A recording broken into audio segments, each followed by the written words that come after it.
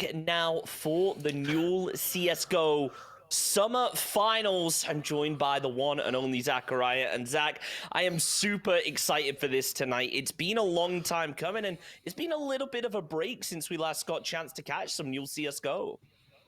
Yeah, it has been absolutely ages since that spring playoff, especially since putting it all on Twitch, of course. So there's been a lot that's happened in the meantime. A lot of teams that just haven't included themselves in the summer tournament. A lot of teams that now have absolutely surpassed what we were expecting of them, have managed to get into the prize playoffs that we absolutely were not expecting. And it looks like it's going to be a good one tonight as well. It absolutely does. We have the team of Swansea, also known as Taco Bridge Esports, coming in as a team that has been pretty well known in Newell in the past. They've done extremely well. They have a good proven track record, and for a couple of their players, this is likely going to be kind of the final stand, the last hurrah to end it all with a bang. However, on the other side of things, we do have Newclap from Newcastle University, who maybe aren't as experienced, but they've seriously made it the distance. And, you know, it has been a long road to come down for these teams. There's been a lot of ups and downs, more so for Newcastle, it feels like, because they start off pretty strong, but in the previous matchup between Swansea and Newcastle, unfortunately, Swansea came out on top. You're absolutely right. Newcastle have had the harder run of getting here. Of course, we started off in this summer period with the Swiss playoffs. All these teams that made it into the spring playoffs were the top teams in that bracket. Then we get into the double elimination. Swansea, Newcastle, both looking fantastic going through. I think they only dropped one map each going into it. And then finally, when we got into the round 3, they played against each other. And Swansea came out on top 2-1 in terms of maps. Newcastle had to drop down. They had to play 2 more games, or 2 more best of 3s to get here even. And now they come in with a 1-map disadvantage as well against a team that previously beat them. There's a lot against them, but on the other side of things, you've got to look at Swansea and say they've got everything to lose. If something goes wrong, if they lose that first map, if they lose the second map as well, yeah, I mean, the pressure is going to come down on them. Yeah, absolutely. I mean, look, we spoke about that map advantage. We should probably point out, because Newcastle came through the lower bracket and Swansea came through at the top, it means that Newcastle come into the final with a 1-map advantage. And that's really important here. But at the same time, there is a huge opportunity for Newcastle to kind of claw that back, because we are in a long format right here. We're not just playing a best of 1 tonight. It's going to come down to being able to consistently win on a wide variety of maps. And I think that's something that a couple of these teams are maybe going to struggle with, considering that both teams have played a very similar map pool, at least from the stats we've got, and each time they have been close matches. I think that third match that we play tonight is going to be the decider. You're absolutely right. And as well as that, individually, I'd say that there's big things that need to be shown on Newcastle's side specifically. We've had a lot of variance in the kills and deaths that we've seen across that team. I'd say specifically Narrow has been massively outperforming the rest of his team, while we've seen other players that, you know, I'm not going to name them, but they've done a little bit worse than the rest. They've been really picking up scraps at the bottom, hardly breaking into the double digits in terms of the average kills that we've seen across this prize playoff. And honestly, the utility isn't even that good to justify. It's not like they're playing support. They just haven't been here throughout the prize playoffs. And if that continues into this best of 5, if we see that again, it's going to be really difficult for them. But I think I'm hearing in my ear that maybe we've got the vetoes coming in as well. Is that right? I hope so, because we're going to send it over. If we don't, then we're just going to be stood on the veto screen for a while. But here it is. Here's the map vetoes. We'll see where we'll end up. And I think it's important to talk for a minute here about what we maybe expect to get picked more than banned, because we do have that information. We can go off of what the teams have played in the past. And it certainly feels like Inferno is maybe one to look out for me, as both teams have played it, as well as Mirage. Those are the 2 maps that I think we're very likely to see coming up tonight.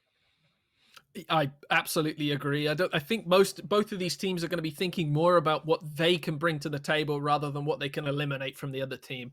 And we know that these teams are pretty comfortable on the standard maps that you expect to see in a best of 5 from a team that's maybe a little bit more on the puggy side. We're talking Inferno, we're talking Mirage, we're talking maybe not Dust 2, but definitely down that sort of alleyway where we've overpasses, things like that, where it's going to be a little bit more sort of pug heavy, a little bit more reliant on the individual rather than as a team unit, I reckon. So, I mean, instantly you can see that Nuke was banned straight away, and that falls exactly into what I was thinking. I think Ancient's probably going to be next to go. Oh, Mirage. Ooh. Wow. Okay, so one of the maps that we really kind of expected to end up on is gone from it. I know that we're all keeping our fingers crossed that it doesn't end up on Ancient right now, because we are clueless. So I guess we'll find out soon enough if we're going there. And I think that is going to be an interesting one to see, because these teams haven't played a bunch on Ancient. It hasn't been in the map pool for a super long time. So there's definitely going to be a lot of strategies that could be busted out that maybe we aren't expecting. Our first pick, it goes over to Newcastle, and they're going to be heading over to Overpass to start things out.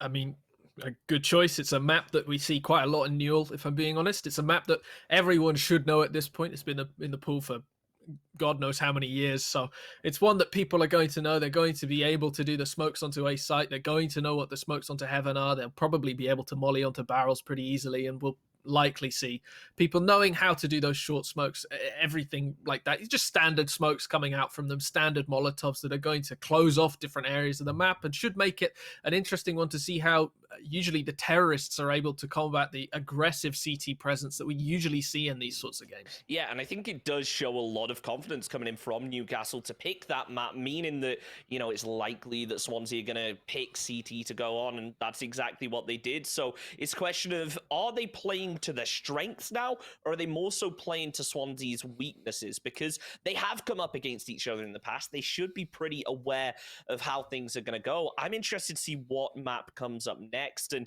whether we are maybe going to get an Ancient here, because it is something that is a very high possibility for a lot of these teams as a slightly newer map.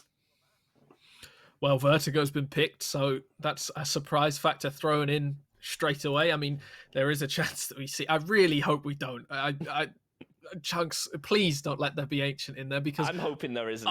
Look, I don't like the map. It's not a map that I enjoy, so I don't want to see it. I don't want to play it. I don't want it anywhere near me. Look, I am not the best CS player, which means I struggle enough on Vertigo. So if we're gonna end up on Ancient, this is gonna be a mess, I'm sure.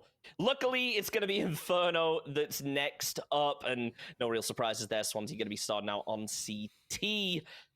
Let's just see where we're going with this, because I'm nervous. Oh. Dust 2's been picked.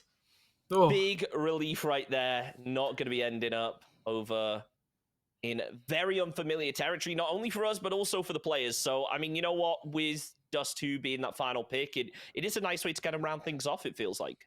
Yeah, and just to remind the audience, that leftover map in the bottom, that is the free map for Swansea University. So we are not going to see Ancient. That's just there to show that is the free map that Swansea have. We are going to see Overpass, Vertigo, Inferno, and Dust 2. The 4 maps that honestly I quite enjoy. I'm a little bit upset that Nuke got banned straight away, but you know, it should be a fun game. I mean, a good mix between, you know, that puggy style and a bit more strategy thrown in there. So this should be one that isn't just all about aim training and shooting off heads. I mean, looking at the stats, honestly, I don't think Swansea would really be in for that. Their headshot percentages are a little bit on the lower side. I think probably a few. I mean, I know that they've got two AWPers on that team, so that's not so much too bad for them. But overall, even though the frags are incredible, they are a little bit lower on their headshot percentage. So I imagine we're going to see something a little bit more tactical from them, as we have throughout the whole playoff so far.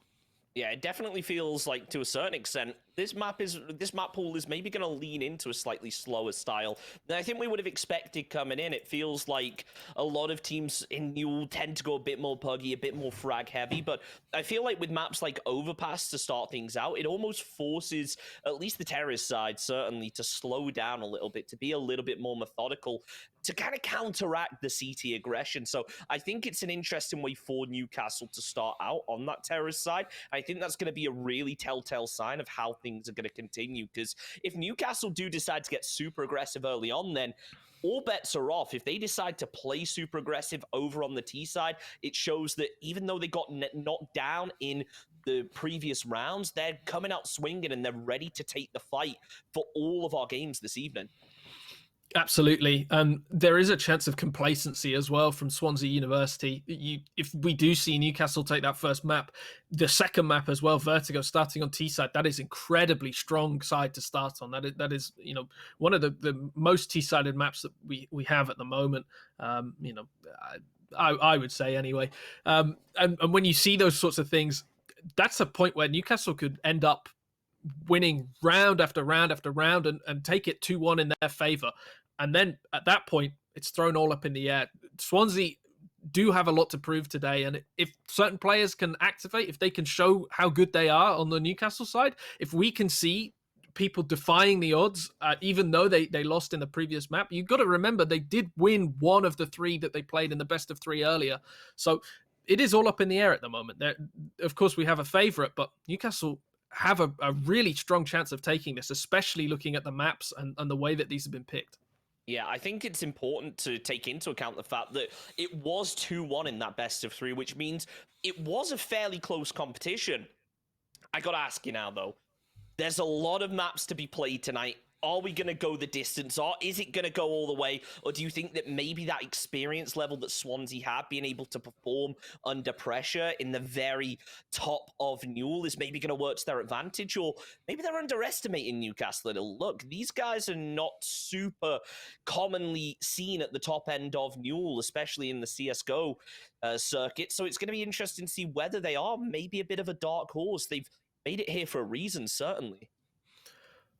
I mean, you are right, but ultimately, maybe this makes it seem like everything I've said in the last 20 minutes is all made up. But Swansea have been in and around the top for a very long time. A lot of these players have shown just how good they are. I think they came, they were in the playoff spots. I remember for spring. I'm not sure. I think they came third, and they won it a couple years back. So these players are very strong. They're honestly, in my opinion, a stronger team on paper than the Newcastle side. I think we could very easily see them pick up Overpass and Vertigo, and we could see this very quickly end in a 3-0 to Swansea. I think that's probably the most likely for me. Fighting words right there. Yeah. I like it. Look, I like it. You're feeling confident. There's a reason these guys are at the top, and let's talk about that for a second, because Swansea, they've been around for a while. They've been consistently performing at the top, but thus is the nature of university esports. For a couple of them, I'm sure this might be the last hurrah. They want to go out with a bang, and it might be over soon enough. It's going to be interesting to see whether they're able to wrap it up with a bang, maybe welcome in our next wave of student players. So we'll have to see. There are the maps we're going on tonight, in case you missed it below our faces early, and I believe that now the game is about to get underway in a minute. Of course, Taco Bridge, aka Swansea University, coming in with that 1 map lead, having qualified through the winners bracket. Therefore, we are not seeing the ancient. It's just going to be those first 4 maps on the left. Starting out on Overpass, though, I'm excited. I believe it is almost time to get underway. Zach, give me those predictions. What are we getting right off the bat? Are we going to see a really aggressive T-side come out from Newcastle, show that they're not afraid to take the fight? Or maybe they're going to play that more methodical play style we're more used to seeing on the T-side? I mean, it's one of 2 ways. They either go all out straight away, we rush in towards B, and we see Newcastle really take it to them. And it probably goes all wrong for them. I'm not going to lie. Rushing in towards B is a really terrible strat. Or we'll see a very slow play, and Newcastle will take it right to the edge. So I think more likely of the 2 is taking it right to the end. I think we'll probably see Swansea win this first map. My guess would be 16-12. It's a very bold guess as well. I'm really going in for numbers here. I always try to make sure my guesses are as vague as possible. Just a reminder, this game is brought to you by Unite Students, Logitech G, and of course, Amazon University Esports. They really make the Newell possible, so without them, this just would not be happening. It's a huge thank you to them for sponsoring. Let's start things off with a bang, though, and you can see that Newcastle, it looks like they're definitely favoring that A site. Yeah, well, it looks like they are taking the slower, more methodical approach. Straight in towards connector as well. 3 of them all looking around at the moment. Only Zerg on the flash and the smoke as well dropped, and P250 over to Enkel as well.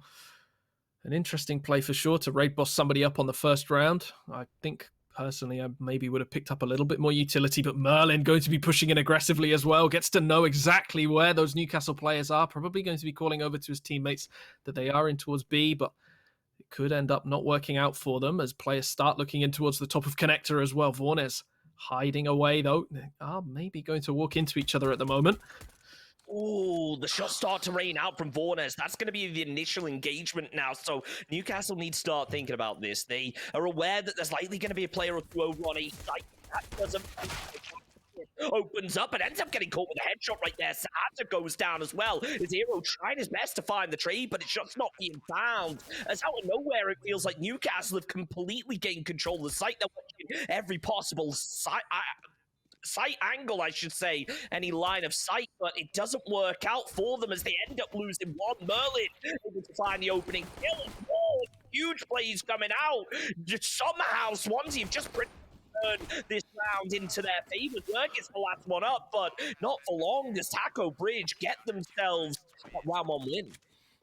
What happened? What, 1 second it was 4 versus 3. The next second, all of the Newcastle players were gone. There was no discipline in those players. They were all facing one by one. None of them had any idea where any of the Swansea players were as they were coming in from heaven. They were coming in from Zed, and there was no speech going on between the players. They've still managed to force out with the Galils, but very disappointing from Newcastle to not hold on to that site there, and it puts Swansea in a really strong position, especially with these M4s as well, watching in towards connector, watching in towards B very aggressively.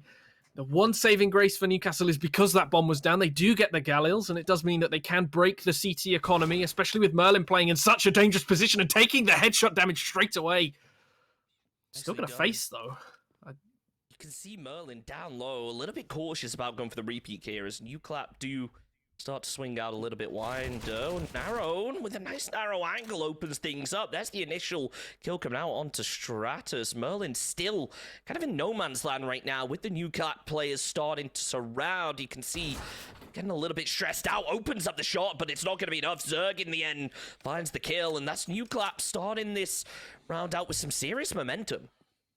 I mean, we saw Swansea win from this position in the past, though, and already clearly taking it very seriously with the Negev in Hazard's hands. He's, like I said, we have seen these players in the past, and I do know that Hazard is one of the more likely players to start doing this, even one round into the finals of the tournament. But Wacky Zip holding down the connector position. Players running into him. He's run out of bullets, though. If they do start running out, he will lose his life. Zerg actually does get that kill, but 4 versus 2, but 2 of the players, Enkel and Narrow, very, very low. Vornes running into the flames, though, and Hazard losing out to Active, pushing down in towards CT spawn, and Newcastle come back with a fantastic round win that puts Swansea onto a full force at the moment. Deagle's coming out, a flash on Vornes is the sole piece of utility, and yeah, that doesn't look good for them whatsoever. They're going to force into this round. If they lose it, they're going to have to eco probably in the next 2, and Newcastle will be in a very strong position.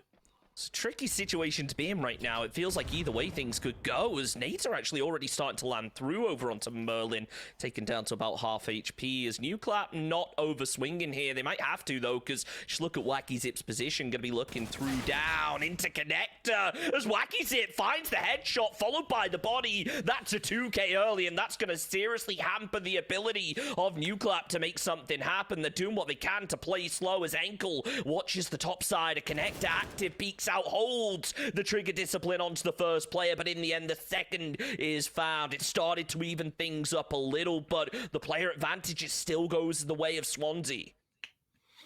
And one player that I didn't bring any attention to at the start was Active, but he up there with Narrow as one of the better players on the Newcastle side. He will be the one to make all of the difference in here. This Deagle causing so much damage, though. It's one of the things that people don't talk about too much. It's just 2 shots to the body and you're dead. That's all it needs. So at close range, just like Active's going to be playing into right now, as Aerostratus hiding on towards long, he might be able to get more than 1 here. Hazard pushing in behind as well. Will be calling that out to his teammate. Misses the shots, but Aerostratus comes in behind at the same time. The pincer. Active goes away, and it's just Zerg and Enkel. having to push up onto the site. They've got full control. The Swansea players just giving it up at the moment. They do have the time to just completely give up the site. Galil's, Deagles, Mac 10s playing on these players. Zerg looking away at just the wrong time as well. And it gets even tighter for the Newcastle side. That's going to open things up, though. Zerg goes down. That means now Enkel is the final player left, watching out as best as possible, almost regretting the position of the bomb plant. Not regretting the peak, though, as he finds Vaughns, followed by a second, but I don't think he realizes it wasn't the diffusing player that's been found. It was Wacky instead. And now, Taco Bridge Esports, they've just found the diffuse, and Enkel, sure, he did a lot of damage, but that's going to really do a lot of damage to Newcastle's economy right now. I mean, damage doesn't really matter, though, from the Newcastle, to get on the Swansea players when all they're carrying is armor and a deagle. At the end of the day, they would have had to rebuy that armor for head armor anyway, just so that they wouldn't die to Glocks, which they maybe are expecting to fight against in this round. But Aerostratus going to go very aggressively into this one. A very interesting choice. Flash going to completely catch him out. Merlin keeping the Galil as well into this one. Going to be spraying in towards Connector and losing far too much health in the meantime. Zerg as well might be able to catch him out on the top side of Connector. And he does. Zerg takes down one. That's the second player lost now for Taco Bridge. So they've got to be a little bit careful, but you got to say at the same time, when the map kind of favors, to a certain extent, Taco Bridge to be able to play things slow towards the back. It comes down to how methodical Newclap are going to be playing it. If they decide to slow things down, then it's definitely going to lean their way. But if they're going to be able to push out aggressively, it could go exactly the opposite. They do play methodical, and it works out for them. Zerg taking one down. So does Enkel. That leaves Wacky Zip as the final player left up, able to find a kill out of it. Unfortunately, though, not going to be able to follow up with the final kill just yet. As now, Taco Bridge, aka Swansea Esports, just trying to remain in it and do as much damage, taking down players, eliminating that utility from the fight, getting ready for next round as the bomb plank comes in. It's pretty much all going in the way of Newclap, so 2 for 2 pretty much at this point. Honestly, to me, this just screams overconfidence, cockiness from both sides in the way that they've been playing. It's not been smart. It's been particularly stupid from the side of Swansea. I'm going to say it's been downright stupid. They've pushed in aggressively into Connector needlessly against pistols. They've gone far too aggressive when they've not had the utility that they've needed to back away. It's been poor from them, and they know that it's been poor. They're just playing at the moment to have a good time. They're not playing to win, and it's really reflected at the moment in the scoreline that Newcastle will take this if they keep it up. And I mean, it's just downright poor play. I mean, let's not forget, Newcastle, they got the pick on this, so considering they're over on the T side, which is a tricky one to play on this map, is probably an understatement here. They are starting things off relatively well. They picked up 2 rounds. They're even with Swansea, but the question is, how long can they hold on to that for? Can they maybe even gain the map advantage? As you see that little utility there, you can tell Swansea are really in disarray right now. They are struggling with this one, so it's going to come down to how Newcastle can really use that utility to find themselves some openings. So we'll have to see as Enkel just yet again play methodically, and it might work out in his favor if the scout headshot doesn't land, but never mind. Beautifully done there from Aerostratus. A superb shot from range, and I guess this is what they're banking on with buys like this. I mean, they were forced onto the buy in general. A lot of players sitting on around that $1,400 mark.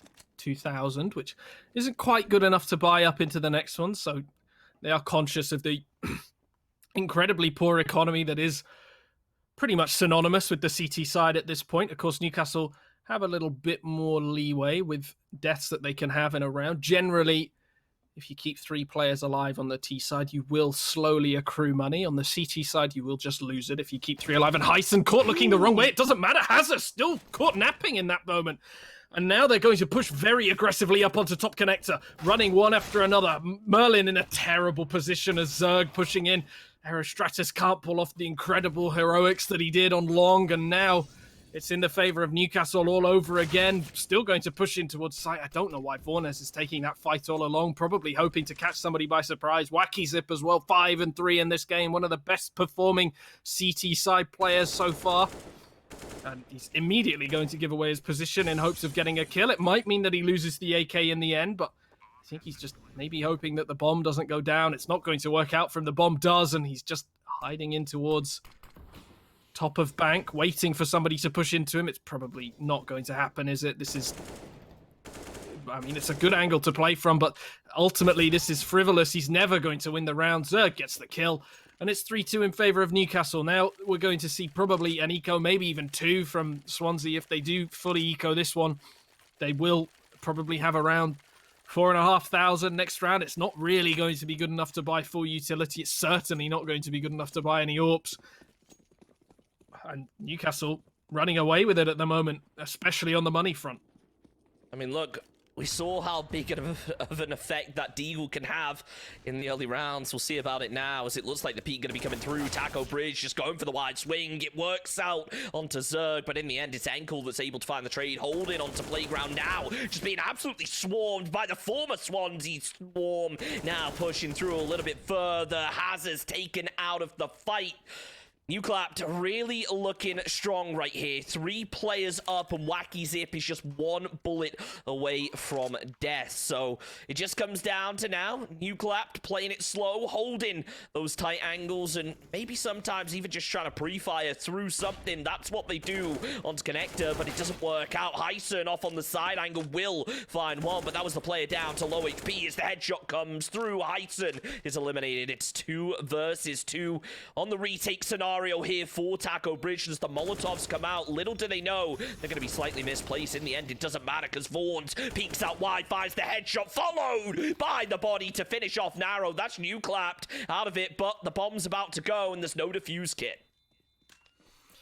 Good enough that they've managed to save an AK, though, and good damage in favor of Swansea. It doesn't really matter ultimately. The Newcastle players will be able to buy up still. It depends what they do into this round. If they win this one, that's going to be a huge number of kills for them. That's going to be massive in their favor. If they don't, then ultimately just pushing into a site for no reason, honestly. But an AWP as well coming out for Enkel. And Merlin as well, actually. This could be a very interesting fight very early on, as Merlin posted up on long already, been playing the same position pretty often, actually sprinting in between long and connector at the moment, or divider rather. And just early utility going down, spraying through smokes, and a little bit of damage going this way and that. Just want to point out here how successful Merlin has kind of been with that scout on long, being able to do a lot of damage, pick up some kills. You got to be a little bit concerned right now if you're Newcastle and you're coming up against an AWP. Obviously, they don't know it yet, but it might just end up being an AWP battle right now. Unfortunately, though, it's not going to be like that, as Merlin is just holding a bit of a side angle, looking over to Party. Newclap really starting to switch things up a little. They were very aggressive to start things out. Now they're slowing things down. Merlin, though, that's the AWP from Taco Bridge Esports. Going to be getting taken out of the fight, followed by a second. Wacky Zip goes down as well. That leaves 3 remaining here for Taco Bridge. And if Newclap decide to swing a little bit further to a site, they're going to be looking really good in terms of getting the plant down. But Hyson is going to be eliminated by Hazard, looking to try and find a second. Narrow peeks out and narrowly misses the shots. Active following suit as things just falling apart now for Newcastle, as it felt like they really had the round in their favor. It really did, but all falling apart and only 25 seconds left on the clock. Of course, all of the Swansea players at the moment quite passive on the B site, so Newcastle might still be able to get the bomb down as they push into the site. Enkel as well, especially with this long-range fight that is going to go on, as he kind of looking the wrong way. Actually does get the kill on towards Hazard, and now Zerg checking the site, ultimately not taking the most, well, taking quite a lot of liberty. Even Enkel getting the kill through the box, though, and that's really poor from Fornes, not being able to get that kill. Does manage to get the player down to 12 HP, though. Enkel hiding in towards short. Stratus just going to be pushing on towards the site, spamming through the smoke. Flash coming through. Misses the shots, actually gets the kill on towards Enkel and going to push onto the site. The Molotov coming in, and Zerg ultimately swinging wide, ripping off the head of Stratus, picking up the AWP to save. And Newcastle 5-2 up on a side that is very much CT-sided. 5 health decided that round. That was a close one for Zerg, but in the end, he comes out on top, finding the chest, the head. That's all that matters when you're in those scenarios. Now, Newcastle looking really strong. And just look at the economy here of Swansea, as they have just been completely beaten and torn apart. You can see Aerostratus gonna try and find the peak, but is able to land the shots, unfortunately not to the head. Merlin looking to try and do the same, able to tag down Narrow a little bit, so the initial damage definitely going in the way of Taco Bridge, but they also started off with a map advantage, and that hasn't been going too well for them so far. So it's a question of now, can Newcastle continue this momentum a little bit longer? It's going to be hard if one of their players gets spotted out by Wacky here. I mean, it seems like they're going to get rid of this one map advantage as quickly as it came to them, honestly. Newcastle been much the better team so far. Hazard is managing to show just how good he is, though. Does get the kill at the start of the round, and Aerostratus on that all-important scout that we've seen at the moment. So he will be showing just how good he is if he does see anybody on long. I'm almost 100% sure he will manage to rip off a head, but Zerg on the better weapon. Only 30 HP, though. He can have his limbs ripped off with just one bullet. Enkel making himself known on A, and only 30 seconds left in the round, actually. Aerostratus just hiding in towards short, gets the first kill on Enkel, going to look for a second one, swinging a little bit wider, sees the second one on top of the flower point. Pots will be shouting that out to his teammate, sees another one in towards toilets as well. Merlin gets the kill on Hyson. Merlin actually swinging round and round and round, getting one, getting two, gonna swing for another, gets a headshot. Incredible stuff from Merlin. And that's the round from Taco Bridge when they had absolutely no right to get it. Swansea showed just how good they are there, just as I was writing them off as well. And a tactical pause coming in for Newcastle just to digest just how poor they were, pushing on towards the site there, not giving anywhere enough a utility, pushing in one by one. And Swansea have shown just how good they are. Sometimes it can take a little to warm up. Maybe that is what's happening here for Swansea, but that is so impressive to see the way that that round was really salvaged at the end there, considering they started off with next to nothing, being able to salvage not only some decent weapons, the round, the AWP. It's just so important here for Taco Bridge because they needed that. They're on the CT side. You've got to feel like it gives them a little bit of favorability. Starting out with a map advantage, you want to make it two, but it's not great for them for things to end like this. Merlin now going to try and follow it up with some opening frags, able to disengage just in time as Heisen going to be there, taken down with the headshot. The crossfire comes out. Narrow's followed up with, but Arrow just can't land the AWP shots just yet. Zerg able to find the opening kill here for Nuclapped, but now they're in trouble with only 3 players left up. Arrow's status in a bit of an aim battle right here. This is not the place you want to be if you're that player with the AWP. And some pretty big whiffs coming out from Aerostratus. Clearly not done enough warm-up before the game. As Newcastle, they do actually have armor with these AKs. There's no utility, but 1 minute left on the clock. They can back away if they want to. The bomb is all the way back, but they're going to be pushing in actually one by one. Enkel still gets the kill on Wacky Zip, even though Wacky Zip completely set up for that one. Vornes, a fantastic spot, though, as well as that Hazard coming in from the behind, and only 10 HP on Enkel. He's probably not going to get away with this one unless he can pull something incredible out. I mean, the man does only have a 25% headshot ratio across this tournament so far, so I wouldn't really think he's going to be one tapping, but if there is a time for him to get 2 headshots in a round, it's probably now. As he backs off to pick up that bomb as well. Only 20 seconds. I don't even know if he's got time to get to a site. I mean, look, he's got to pick up those headshot stats at some point. You can see Hazard is playing slow. Enkel might actually be able to find this. He's given away the audio cue, though. Yeah, Hazard's aware. There it is. Out comes the kill. Now there's only 1 round in it. It feels like things have changed pretty quickly here. It has. Swansea, all of a sudden, have come into this one a little bit more. Aerostratus whiffing just a little bit, but I think it's very important to look in towards Hazard at the moment to see just how much this has changed. I think he was Norton 4 at the start of this, and then all of a sudden, he's managed to get 6 kills and 3 deaths. So, in the past 3 rounds. So it's been very good for Swansea. They've shown just how good they are, and a full eco coming out from Newcastle. Going to be difficult for them to fight against Merlin. Aerostratus set up with the AWP as well. Probably going to get 1 or 2. It could go horribly wrong if Merlin can't get these kills, so he's trying. Zerg. Oh, Merlin. It's okay in the end, though. There's only got an M4. They've not got any armor, and the players have managed to rotate all the way over. The bomb's sort of stuck in no man's land as well. If Vornes can swing just a little bit wider, he will be able to stop them from escaping. He says as Zerg gets the kill on towards Vornes, and sighting a collapse from Aerostratus, making up for all the shots that he missed in the round before. Gets 2 in 1. And that's a way to introduce yourself to the round. Puts himself 9 and 6, makes himself one of the best players on the Swansea side at the moment. Merlin, the only one challenging up at the top. And Newcastle have someone else to look out for now. Wow. What a collateral there to wrap up the round. Really nicely done. Merlin, we saw that earlier on. He peeked out. He was in a bit of a tricky position, and we've all been there where we've just had 3 players staring at us. We panicked. This time, though, not going to panic. Finding 2 from Newclap. That's 2 kills early on. There's 3 players now remaining from Newclap. Going to try and make a bit of a push. Enkel, though, going to be doing it early. Long is open, and he could potentially punish here if he's able to sneak through the bathroom now. Just looking through a little bit more as actively scouting out on B. Now opting to move back. Consolidate with the rest of the team, as it seemed like they were going to consolidate, but instead it looks like they're keeping that map control and just keeping spread out. It works out as they find Merlin. That's the first player down from Taco Bridge, but the question is, can they carry it on a little bit further? Aero able to quickly shut things down as Newclap now with only 2 players left up. It's Enkel and Active. Active is going to be the player opening up the shots. His position's given away. Aerostratus finds the kill, and now it's all down to Enkel as the last one up.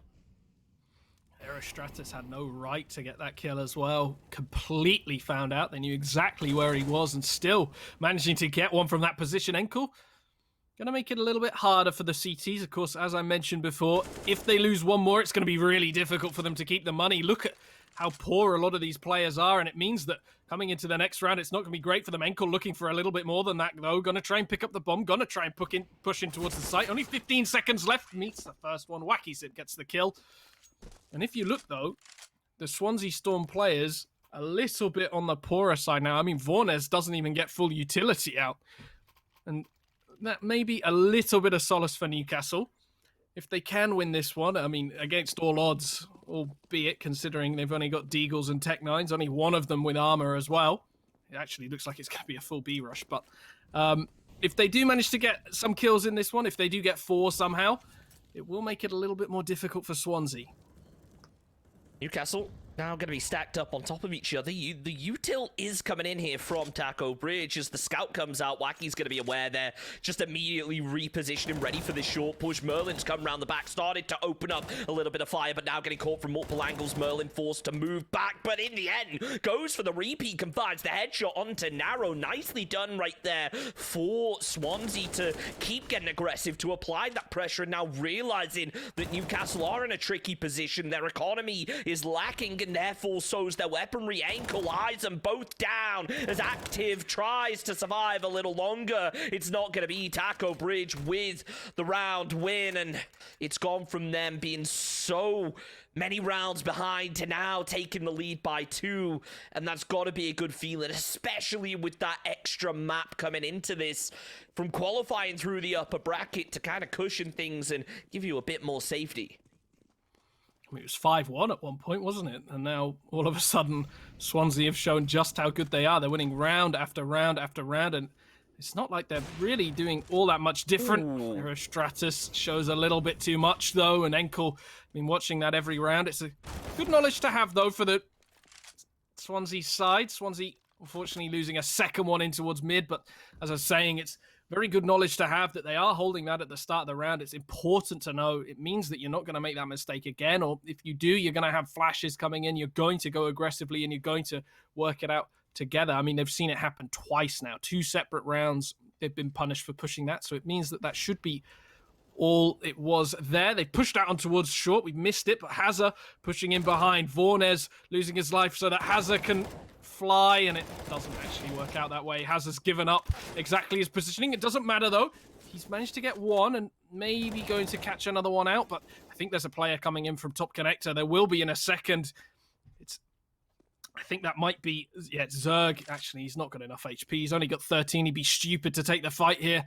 And he will actually be pushing in towards long. Hazard might catch them out, though, as he does push in towards toilet. He is waiting for people to come through, and they may be going to gamble in towards the right spot here. Zerg pushes into the wrong place, and now that Hazard's got all the information he needs, he's going to be calling that to his teammate as he starts running in from the other side. Hazard doing his best to survive, but actually Wacky Zip all the way on the other side of the map. Only 15 seconds, though, for Newcastle, and Wacky Zip has it all to do here. Flash is coming in, gets the first one. He's given away his position, but it's a 1 versus 2, and it's a very strong spot. But Enkel, once again, it's a name that we've been saying constantly, shows just how good he is. 16 and 11 so far in this game.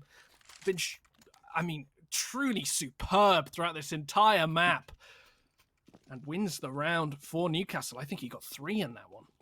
That was a tricky one there for Wacky Zip. It felt for a second, and I think everybody that was watching kind of felt when he got that opening kill, maybe he could just find the 2K spray. Not going to be enough this time, unfortunately, but Wacky Zip has been putting in some serious work. This time, though, it's going to be Aerostratus that opens things up. Tries to go for the flick, but only lands the body, therefore, meaning that Narrow is able to come out on top. Aerostratus going to be out the fight. It's a 1-for-1 trade, but Narrow has taken a serious amount of damage. It has kind of taken the info that his teammate just grabbed and used it to get aggressive and also to get a kill. Enkel goes down. That leaves Hazard now in kind of no man's land away from the rest of his team. Narrow is moving back to try and find the kill, but the bomb is in hand. If it does go down, there's going to be some serious trouble. Hazard throws the Molotov, followed by the smoke. Now disengaging, realizing the Taco Bridge do have a bit of a player advantage, added to by the fact that Zerg and Narrow both go down. Active, the only player left, sneaking around the back. No bomb in hand.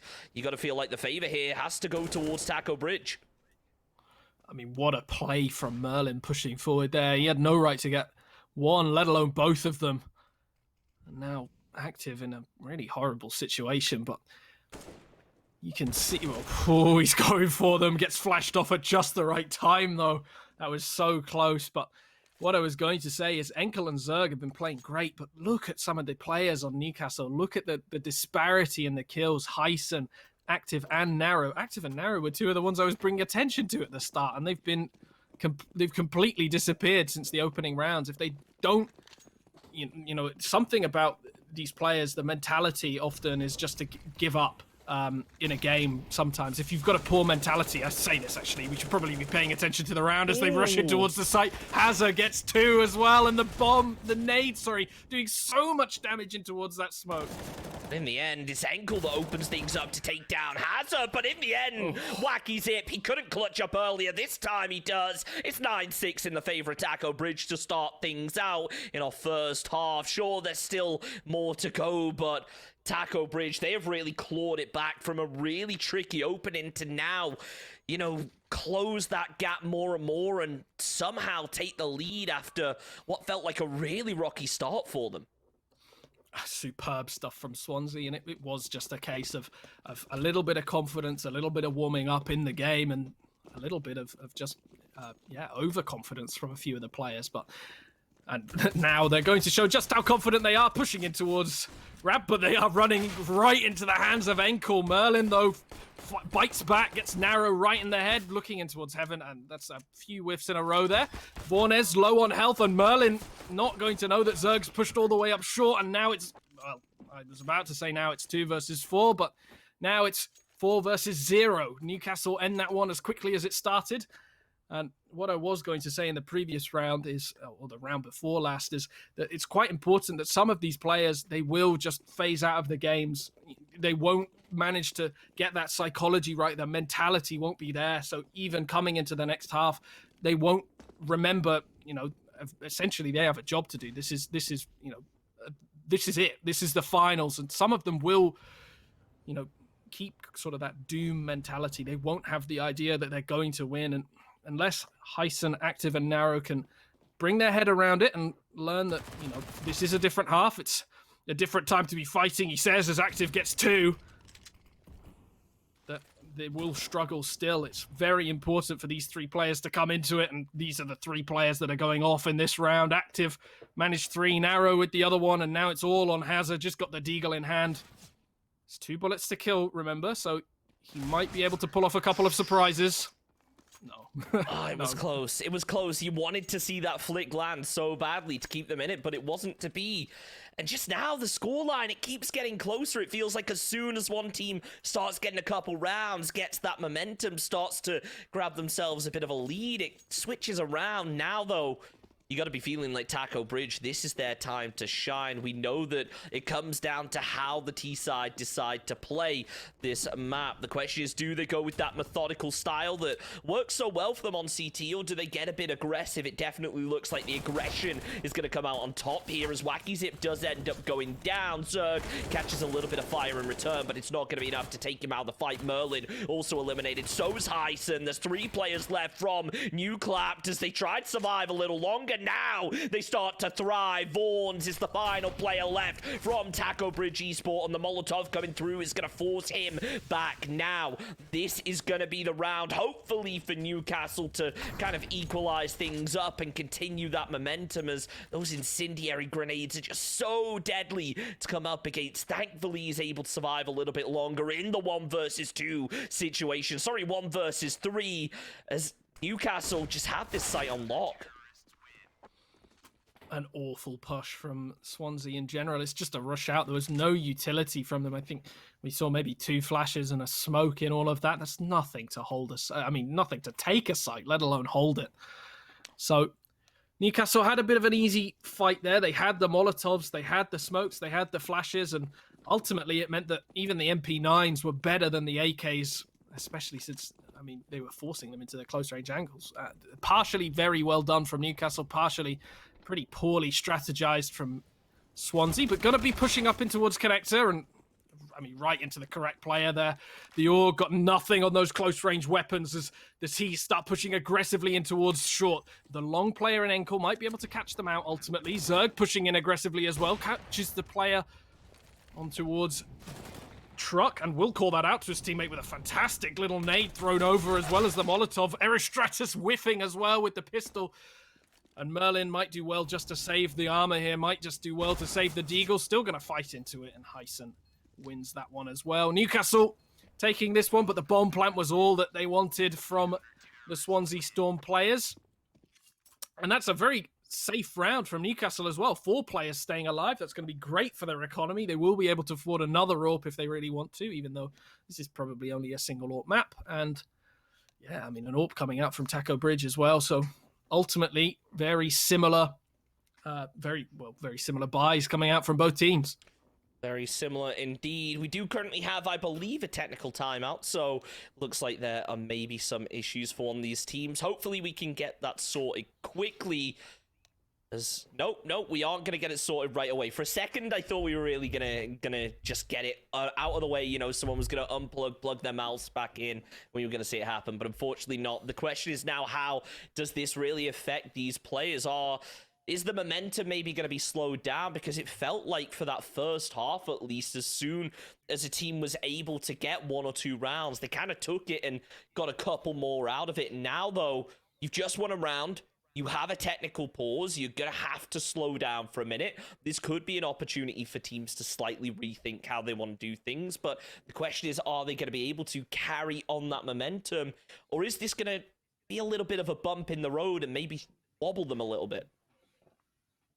It's an excellent question. Some teams like to come out and completely change their play style. They go from very slow, methodical play into rushing. But, I mean, as far as Swansea are concerned, that's all they've been doing already on the T side. So maybe it's a time for them to, come up with something a little bit smarter, a little bit, slower, something a bit more refined than just running in towards the sites. Obviously, that's not been working for them so far. I think, Newcastle have shown that they've done a good job on the CT side, but we've not really seen their full potential so far. I don't think Swansea have been forcing that out from them. I think that's probably quite fair to say. So it should be interesting to see what they come up with after the break. Maybe we'll see something a little bit slower, probably in towards A, with my guess would be 1 person staying in towards B, just making sure that there isn't any aggression from over there. Another person in towards Connector, and then 3 people towards A in some capacity would be my guess. That tends to be the standard default that players move in towards when we go for a more control-y setup. But ultimately, I could be completely wrong, and they might end up rushing 5 down, 5 down monster. So we'll see. It could completely throw it up in the air. It could just end up being exactly the same. Well, I guess we're going to find out soon enough because we are back. The game is getting underway in just a second. Here we go. And it looks like, at least for the CTs, it's going to be a relatively standard setup, just having 2 players over towards A and the rest of them focusing quickly towards B. And that could work out for them because look at this from Taco Bridge. They are throwing out the mollies early, starting to get aggressive. Flash is going to follow, but that Molotov is going to deny any real peek from coming out here from Merlin. As Newcastle, they're going to be smarter than to just peek into this angle right away. They have an idea that Taco Bridge are going to be holding onto the angle as more util starts to come through. It feels like Taco Bridge wanted to get an opening pick a little bit earlier than they maybe have done, and that might just have slowed down their push a little. Absolutely, it has. And I mean, I was completely wrong. We've seen a B and connector push as well. Newcastle sitting pretty in towards the A site as well. Classic 3-2 at the moment, and no aggression coming out from them whatsoever. It does mean that if Swansea decide to throw some smokes in towards A, they do throw them in the correct areas. It might completely catch out the Newcastle side if they do know their smokes for, you know, front truck and front bank and bin. It's going to be very difficult for Newcastle to hold the site, but doesn't really seem like they're too interested in doing that, especially since the bomb has dropped all the way back towards B spawn. 35 seconds left in the round as well. While we've been talking about this, Narrow might be able to catch 1, maybe 2 out here. Does get both kills in towards short, and that's the round. Probably there's only 25 seconds left. The bomb is in towards B, and the rest of the players all A at the moment. They're lingering as well, the Newcastle players on A. They've got 15 seconds left. They're going to be running up on towards the site. It's all on Hazard to hold this one for Aerostratus to push in short. Run, Arrow, run! I don't know if he's made it. He's made it. Hazard pushing in aggressively as well. Ankle might have just caught the leg. Does catch the leg, and now it's all on Aerostratus. A 1 versus 4. The AWP as well, not going to be perfect for him to hold it. Gets 1, going to look for a second one, but looks away just at the wrong spot from Narrow. Newcastle win it again, and even with the slow play, Newcastle showing that they're actually quite a force at the moment. 11-9. And the CT side as well being favourable. This is really an uphill battle for Swansea. It's a tricky one for Swansea there. It felt like their plan was get aggressive onto B early, throw down that util, start picking up, at least get an opening frag. Unfortunately, that just didn't happen for them, though. They were a little bit hesitant once the util got returned, once they weren't able to find an opening frag, and then it just felt like the time faded away from them. They completely forgot about it until we got down to those final 40 seconds. Then it was just absolute mayhem. Once they had 2 players taken down with a 2K, Newcastle just kind of dominated the round. Narrow going to try and hold on to this angle. Has an idea that Merlin is likely going to be making a push. And I like what Newcastle are doing now. It's pretty common C teams maybe get aggressive over on the CT side, little over-aggressive at times, but they are playing just so well disciplined. They realize Taco Bridge are not performing super well when that time is limited, so hold them off. Sure, if they peek, take the shots, but other than that, there's no need to overextend here. Ankle tries to go for a bit of a peek, almost spots 1, but in the end, as he goes out through long, it's going to be Aerostratus taken down, followed by Wacky Zip. That's a 2K, and now with 57 seconds left on the clock, there's going to be some serious pressure for Taco Bridge. They know that the bomb has not been dropped. They haven't seen it. They must know that it's going to be over towards B. Now, with that smoke coming out, it really just verifies what Newcastle were already starting to think. Narrow goes out for the peak. Unfortunately, though, Hazard is there for the headshot. Zerg with the trade as Merlin and Vaughn's both go down. It's Hyson with the 2K, and that's Newcastle carrying on the momentum, taking their 12th round. And that's not a name we've said much. Hyson, 8 kills in the game, but getting them where they matter.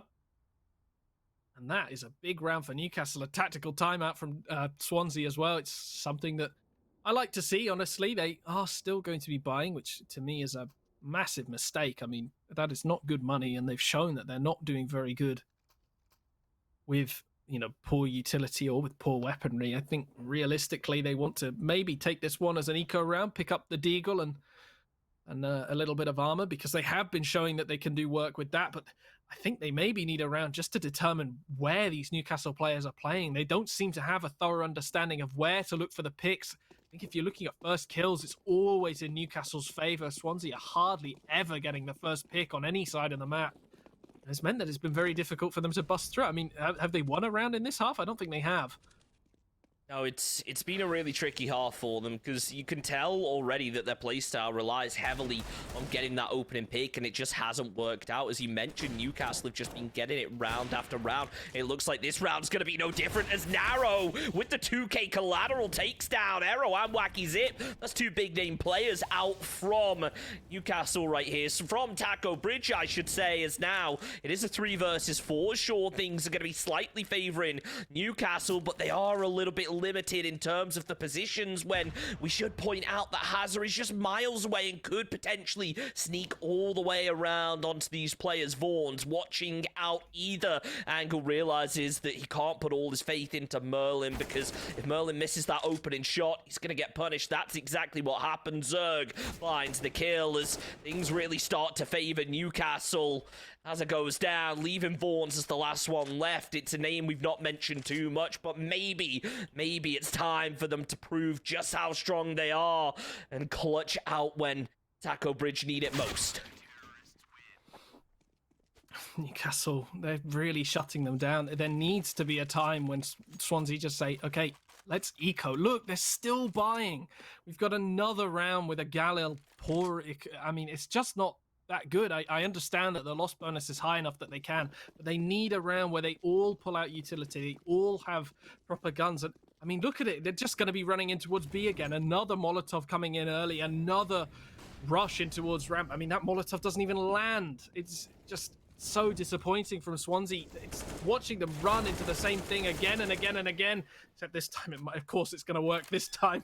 Aerostratus with 2, Wacky Zip with another one, and now all of a sudden it's a 3 versus 2. Aerostratus a little bit lower on health, but it doesn't matter when he's against an AWP. Active, the only one that's really going to have any sway and getting the kill on towards Aerostratus, if this is good enough. I say that actually goes down to only 16 HP, might be peeking in towards heaven. Have to see.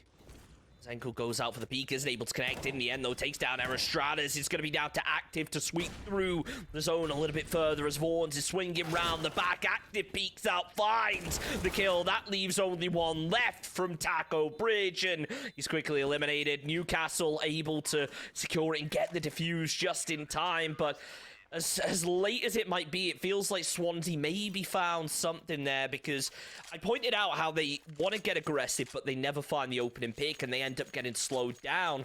Maybe the fact that the Molotov didn't land in the way that Taco Bridge were hoping actually went to their favor, because they were able to quickly push through short and find 2 opening kills onto the Newcastle players.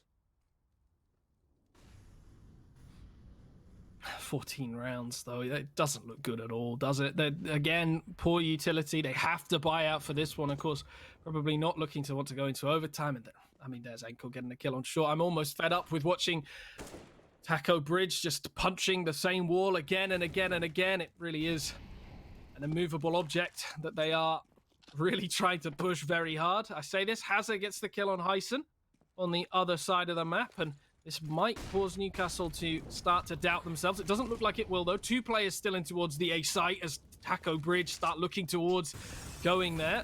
The utility going to sway them off, though, and their utility in response hasn't done the most damage. Active losing 10 HP, while the Taco Bridge players all down very low, and another nade coming through does a lot of damage. Merlin searching for this kill. He's not going to get it. They're playing very safe. And Enkel playing an off angle there, looking for his 30th kill of the game, gets it. And now he's edging ever closer towards 40. He doesn't want to stop. He's been incredible so far. See if he can carry on the momentum, as Active is going to try and swing out a little bit wide, starting to get aggressive, realizes the Vaughn's is going to be over round to the side as the smokes come through. Active might just be in the perfect position to find the opening kill. That he does, takes down Vaughn's. However, Merlin goes down as well. That leaves now only Hazard remaining. 2 frags on the board this round, looking to make it 3, but oh no, he can't land the headshot initially. Sure, he gets it in the end, but Enkel was there in the off angle with the AWP, and that leaves Newcastle now on match point, or map point, I should say. And it looks like, well, an incredible CT half. I mean, I think this was actually Newcastle's pick, so it's not completely unexpected. And that map advantage going to disappear as fast as it's come. Enkel holding in towards Party as well. Not going to spot anybody if this push up towards Connector comes out fast. Active, though, holding in towards top Connector, makes the shots and lets it be known that he does know that they're coming in. And this is anything like the other rounds. Swansea going to push in a little bit too aggressively. Newcastle are going to get the kill or do a lot of damage to them with the economy. Swansea will get 1 kill, and then the push in towards the site will fall apart ultimately. But we'll see. So indeed, Spawn starts to push through a little bit more, trying to spray through the smoke into that off angle, expecting player to be there. It doesn't quite work out, but now they know where Enkel's going to be with that AWP. Unfortunately, it's not going to be enough as Wacky Zip does get taken out by the flashbang. Assist coming out from Narrows. Enkel really solo holding right now to a certain extent, applying a lot of pressure onto both angles as Active just really plays slow, ready for these guys to make a push. Vaughns goes out, finds a beautiful headshot onto Active as Narrow returns it with a trade, but in the end, Narrow taken out. It's a 3 versus 3, and Newcastle spread a little thin, need to try and consolidate and make a push onto the site. It really comes down to how Zerg is going to be able to make something happen here, and in the end finds the kill from behind. That opens things up for the rest of the team to put in some work. That's the 16th round, which means that's the map for Newcastle. And there is 2 of my predictions blown apart in one fell swoop. They did not win 16-12 on the Swansea side, and it is not going to be a 3-0 sweep. So I look like an idiot now. Newcastle clearly the better side in that one. Swansea had a superb CT half, but then I don't know what that T side was. It was so poor in general. They just were doing the same things again and again. I said it across the game. And then, that was that. Newcastle showing their quality, and Swansea absolutely not. No adaptation at all. They just kept doing the same things. Yeah, it's a tricky one, and hopefully they can start to iron out those mistakes, because look, Swansea came into this with a map advantage. That was our first game of the day, if you're wondering why they've got a map each. Swansea qualified through the upper bracket. It gave them an advantage. It really felt like they were the favourites coming into it, but sometimes coming into it as the underdog can be a big thing, where a team could often underestimate you, and it certainly feels like this game that was partly a mistake on the part of Swansea, but we'll have to see, because there's still a couple more games to come tonight. Don't go anywhere. We'll be back in just a couple minutes with game number 2 of the evening.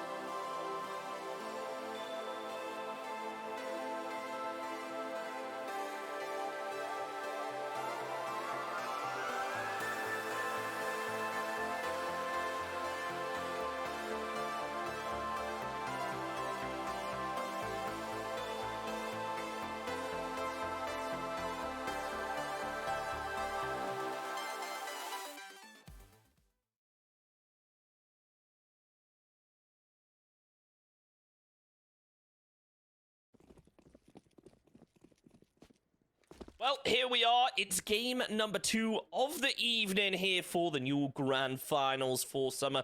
My name is Chunks. We are having some technical issues right now, so Zach will be back in just a moment, I'm sure. Apologies. So, I guess we'll be taking it solo for now on the map that I know the least. So, I'd love to give some good insight. I guess we'll just have to take some guesses as Heisen takes a little bit of damage right here. Newcastle going to be taking the initial damage from Taco Bridges. Currently, we are sitting at 1-1 in the overall maps because, of course, Taco Bridge brought in that map advantage, qualifying through the upper bracket, and also Newcastle winning map number 1 of the evening. But map number 2 is underway. We're here on Vertigo, and if it goes any way I'm expecting, we're going to be going the distance tonight, because judging off of map 1, it was such an evenly matched game. It could really go either way. Util starting to come out as the T-side advantage really being shown, applying pressure onto Taco Bridge as the shots do land from Wacky through the smoke, but already the bomb's being planted and not a single player's gone down. Util will try and get returned here by Taco Bridge, but unfortunately they just haven't been able to connect any of it. Hazza swinging out a little bit wider, looking out for Ankle, but he's just playing very, very well disciplined as he hears the footsteps, hears the defuse, goes for the peak. Zerg finds 2. Ankle there as well. Merlin now is the final player left up here for Taco Bridge Esports. Gonna try and swing out a little wide, but it's not to be. An Ankle picking things up for Newcastle, grabbing the first round of the game. And look who's back. Welcome back.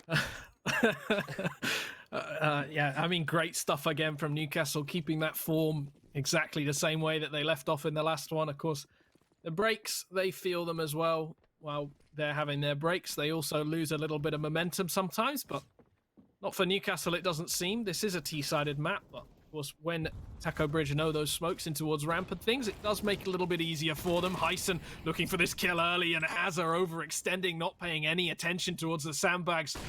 Merlin looking for the kill, will be looking through those railings. It's so hard to see through them as well, but Taco Bridge going to struggle a little bit in this one, especially with this lower utility at range. Oh, well, I say that actually, active and narrow, very low after headshots through the wall and spamming down from long range. Hyson does get the kill on towards B though, and looks like it's opening up a little bit. Might get caught out as Aerostratus spamming Hyson down.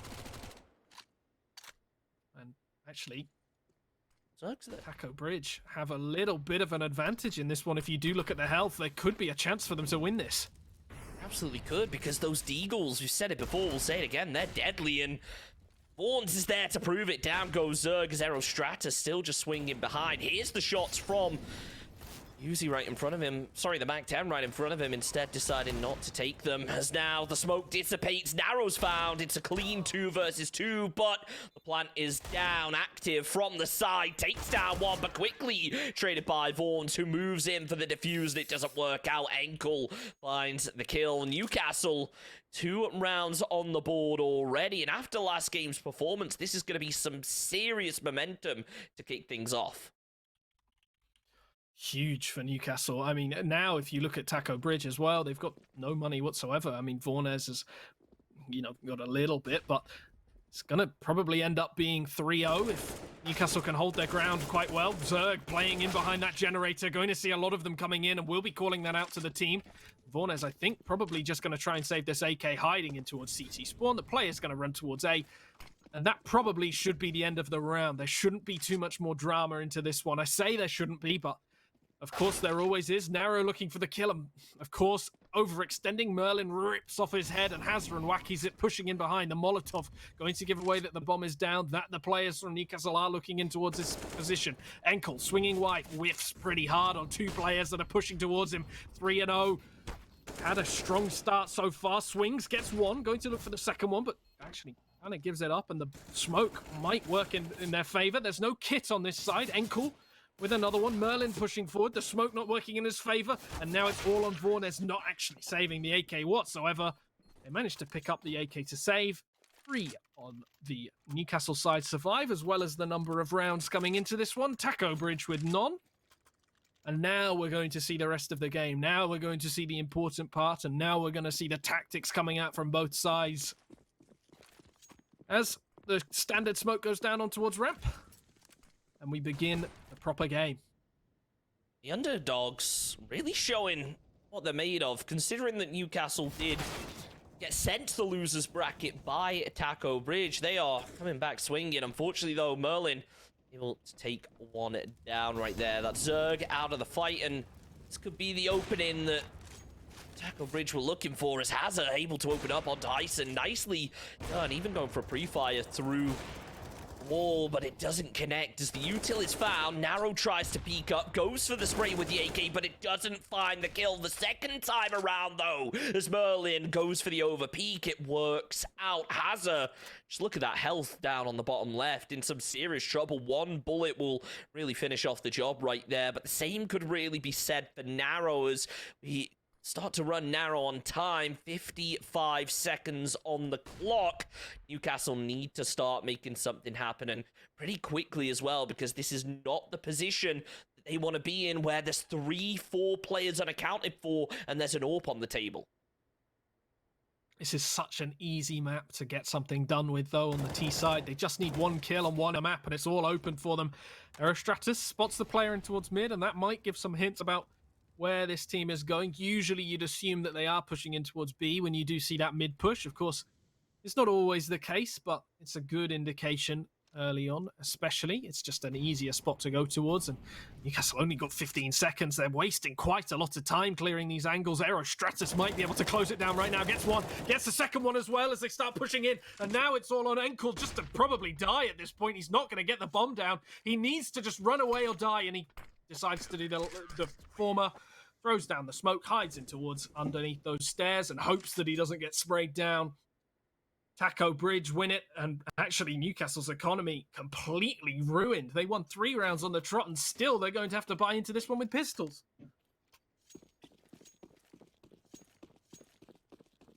It's a tough one, isn't it? But you have to bear into account here that Newcastle, every round that they've won, they've taken casualties, they've lost weapons, and now taking even more casualties as Hazard opens up and finds the elimination onto active. Merlin is still there on the side, opening up with the Deagle. The nade could be big, and yes, it is. Down goes Zerg, but the trade is quickly found onto Aerostratus now. Heisen there with the plant, trying to get some extra economy on the board. Narrow pushing through a little bit further. Tech-9 in hand. It finds one, but it's not enough for the second. Enkel is going to be the solo, holding back with the AK. We saw the damage that can come through from this position earlier, but is it going to be enough to find a kill this time around? Yes, it is. Not just one. He finds 2. Down goes Wacky, followed by Vaughns. Newcastle, they lost 1, but they quickly picked that momentum straight back up. 9-0 on Enkel. He has been doing so well in this series, and he's keeping it up. I mean, look at this. Newcastle, they've honestly got nothing to fear at the moment. Enkel is, I mean, he's just their carry. It doesn't matter what they do. 30 kills on the last map. Almost got 10 kills in 5 rounds on this one. It looks like he's aiming for something like, 200 kills across the series at the moment as Merlin takes that fight up towards the stairs. Narrow rips his head off. Narrow usually been the entry kill so far on this map. Hazard playing this close angle with the MP9. Might work out in his favor. Does manage to get the spray down onto Heisen. Or Zerg, rather. Heisen with the flash assisting him in a way.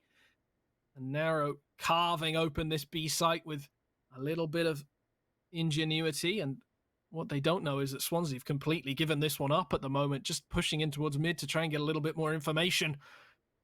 But the site's open and Newcastle completely don't know it. They're shifting around. They're wasting so much time while Taco Bridge carve open the rest of the map, look for where they can't be, and this actually could end up biting them back if they take this too slow at the moment.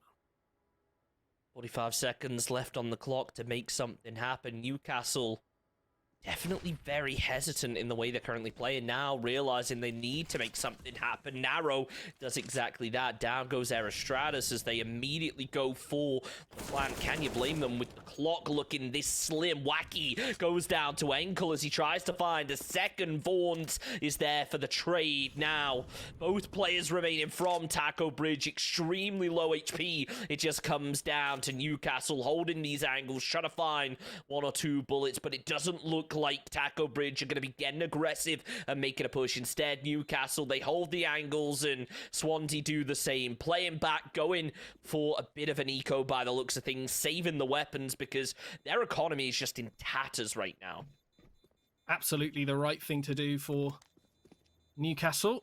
Sorry, not Newcastle, Swansea, just to save these weapons. It wouldn't make any sense to push in, and Hazard might manage to get a couple here. Sprays, gets both. Active almost pulls the 180 out on him. Hazard was unbelievably low as well. And that makes him look a little bit better as well, rather than being 4 and 5. He's 6 and 5 all of a sudden. But Newcastle, they're not going to be too upset about that one. They've still got the money. They're still able to buy. It's Taco Bridge that needed that in terms of their side. Merlin just going to be playing with this MP9 as well. It's something that, of course, if you're familiar with John Pye, you'll know that he absolutely loves this MP9. He's a spray and pray demon, and he will vouch by that always. So, just taking a leaf out of his book. Spraying, praying. Unfortunately, though, only able to find one of them. Narrow eliminated in the trade.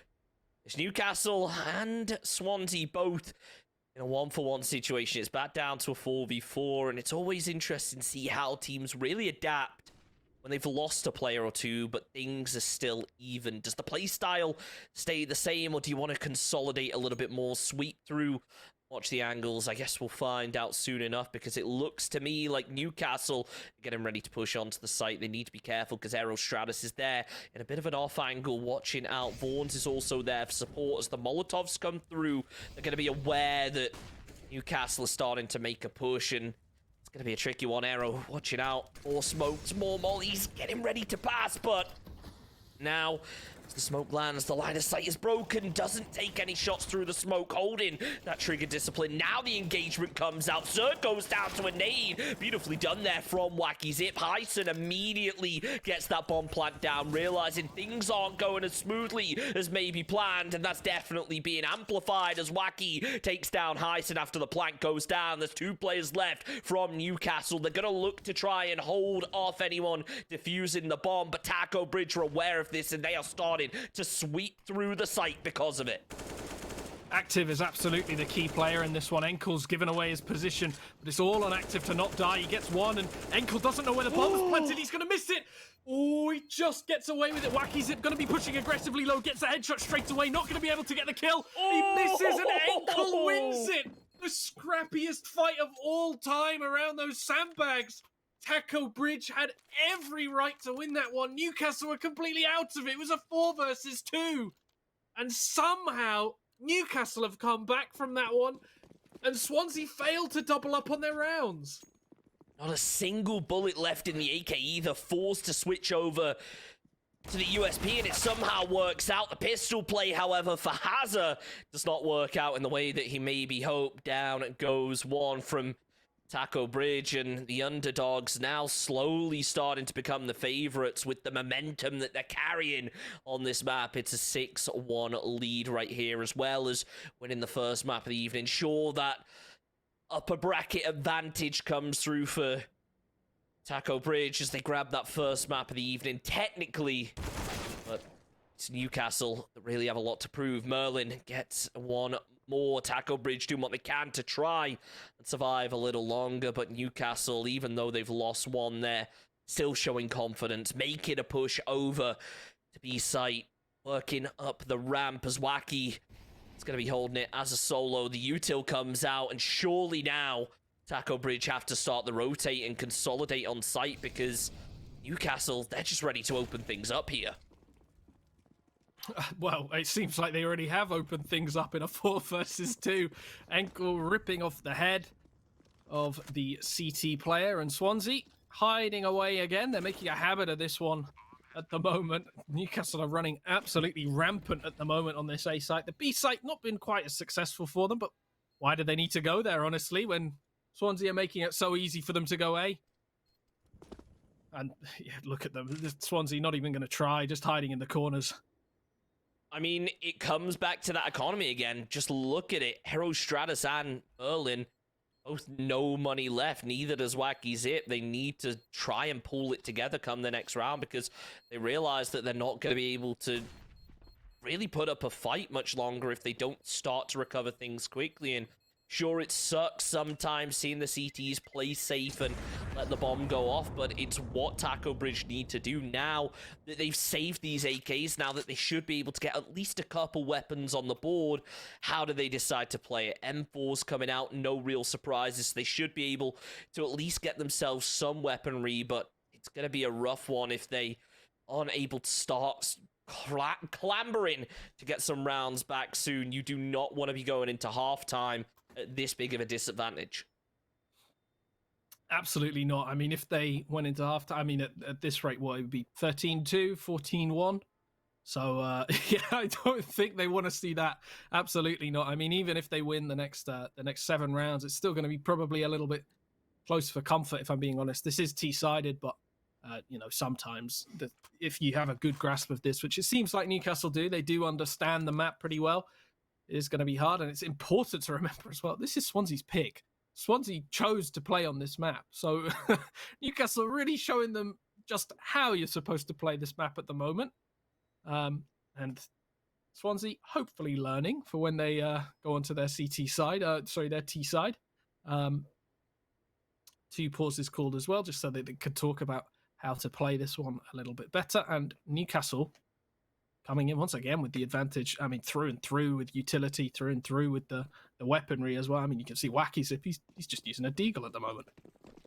So this is my question now. When it comes to a map like Vertigo being picked, it felt like neither of us really expected it to be early on. We expected a Mirage, an Overpass, an Inferno, something like that maybe, but I don't think anyone really planned out this Vertigo pick. Do you maybe think that Swansea were a little bit too confident coming into it to be able to pick this map, or was it just a poor read on their part, going with a map that you never come up against this team on, and then honestly just getting punished for not, whether it's not doing your research, not having the resources to be able to do your research? It's a tricky one, I guess. They're going to have to learn pretty quickly, though, because Active swings out right, and yet again, Newcastle losing a player early. Molotovs, flashes will start to come through as Aerostratus is playing the sandbags as best as possible. Haza finds the trade onto Newcastle as smoke is given away. Aerostratus starting to get a little bit shaky. Flashbang over the top. The peak comes out wide, but Zerg is there with the headshot to take down Aerostratus. Zerg spins out a little further, follows up with Hazard. It looked for a second like he was nearly gone, but he's able to scramble back in, and Taco Bridge, 2 players left. The bridge is blocked off by the Molotov. Maybe the Incendiary can find one, but the bomb is pretty much down at this point, and the round, sadly, the Taco Bridge is pretty much over. I mean, completely over then after Zerg. I mean, you look at his stats as well across the rest of the tournament. He's really not been that impressive, Zerg. There's been, well, Oh, no. that was an interesting play there from Hyson. But what I was going to say is Zerg and Hyson as well have not been the best across this tournament so far. I mean, Hyson especially, but Zerg has been a little bit disappointing, I think, probably for himself as well. It's not been as good as maybe they would like, but all of a sudden, showing exactly how good they are. These kills, not just 8 and 7. These are very important kills at the moment. Narrow trading immediately with Vornes, 1-for-1. And that actually favors, in a way, the T side.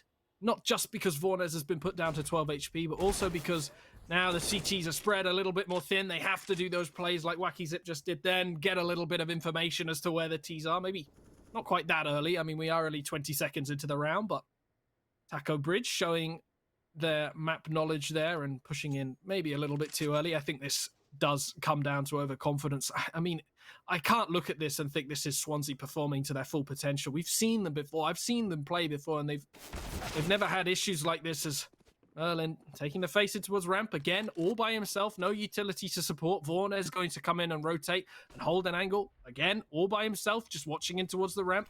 Flashes come over, the Molotovs come over. Does actually get away with a tag, and then a player swings in, but this is, I mean, it just stinks of overconfidence at the moment.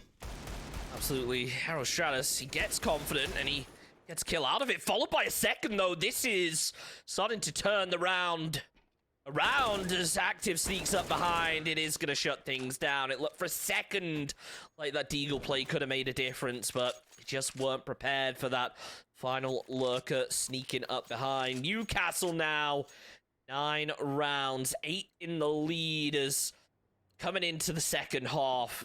Taco Bridge are going to have to try and claw something back, because it feels like at this point the half is pretty much over. You can see they finally got themselves a real full buy-in and they find themselves an opening kill out of it. But if Aerostratus goes down, then that AWP's out of the fight, and Newcastle are just going to be able to really regain control if they carry on the momentum they've been showing. Have you noticed something about the stats as well, Chunks? I don't know if you've been looking at the I'm T-side not a stat stats. nerd like you, but break it down for me. Well, it's hardly there to be broken down. Enkel, not died. This whole game has not died. Oh, wow. He's 15-0 at the moment. So Taco Bridge have not been doing a very good job of stopping that. He's averaging 1.5 kills a round, and he has not died yet. So another kill for Active, making that one a little bit more equal. Merlin nice and low, and Zerg losing his life, legged as well from Aerostratus on Hyson, not able to be traded by his teammate. And there's the caster's curse. Enkel dies in the round that I say that he's not. And it's all on Active now, 20 HP. And, well, no dream anymore since he's dead. Taco Bridge double up their round score, and all of a sudden, Newcastle maybe got a little bit more to deal with here. If Taco Bridge managed to get 4 more rounds in this half, if they manage to ace it, it's going to be very positive for them. 9-6 means that they should be able to put some sort of feasible comeback on the T side. A 10-5 even would be good enough for them, but of course, if Newcastle come back from this one, it's going to be very difficult, especially when Wacky Zip's making plays like that. It's just not right to do something like that all alone. You're only ever going to go 1-for-1 with a flash like that, with a play like that. And Bornes, once again alone, catches a player with a nade out. Actually does get the kill. I thought Hyson maybe was going to come back from that. And Newcastle are completely jumping into this site. Zerg, alone pushed forward, has the bomb. A 1 versus 4. Sees the play. Bornes, my word, what a round from him, playing in from Ivy, playing from construction, just spraying and praying on players running into him. Headshot after headshot after headshot. And Taco Bridge get a third as fast as they got a second.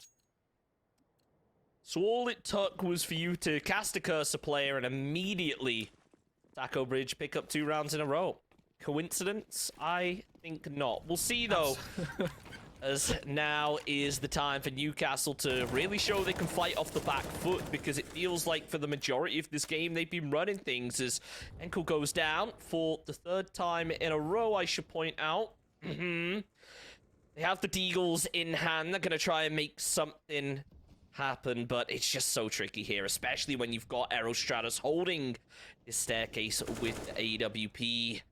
Hazard finds the 2K with the AK, and yeah, it's I was gonna say it's over here for Newclap, but if they're able to land shots like that, it might not be, as Narrow goes out for the wide peak. He's taken down. It's all onto Hyson, and OHP, 1 bullet is all that's needed. They peak as a team, 1 goes down, but in the end, Newcastle, they are eliminated.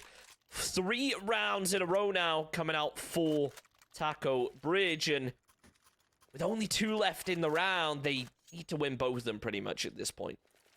Yeah, I think 1 maybe will be good enough for them if they do mount a good T side. I think we've seen before through the rounds, well, from the match that we've seen them play Vertigo on, they did actually have a pretty solid T side. I mean, their CT side, wasn't that impressive, but they started T, so it didn't really matter.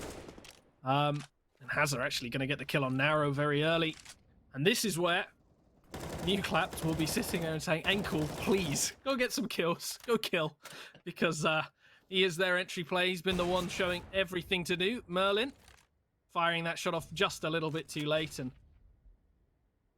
Vornes actually going to push in very aggressively here, looking for Enkel to get the kill. Gets 1, pushing in for a second one. Active, swinging in towards the onlook of 3 players. Hazard getting the kill on the other side of the map, but now it's all on Zerg. A 1 versus 4. We've seen this before, and Zerg did not come out of this one looking very good. But we'll see. Maybe this time something will happen. He sees the head, does spray in, but Hazard, playing the correct angle, gets the kill, and this could actually end up being a 9-6 half.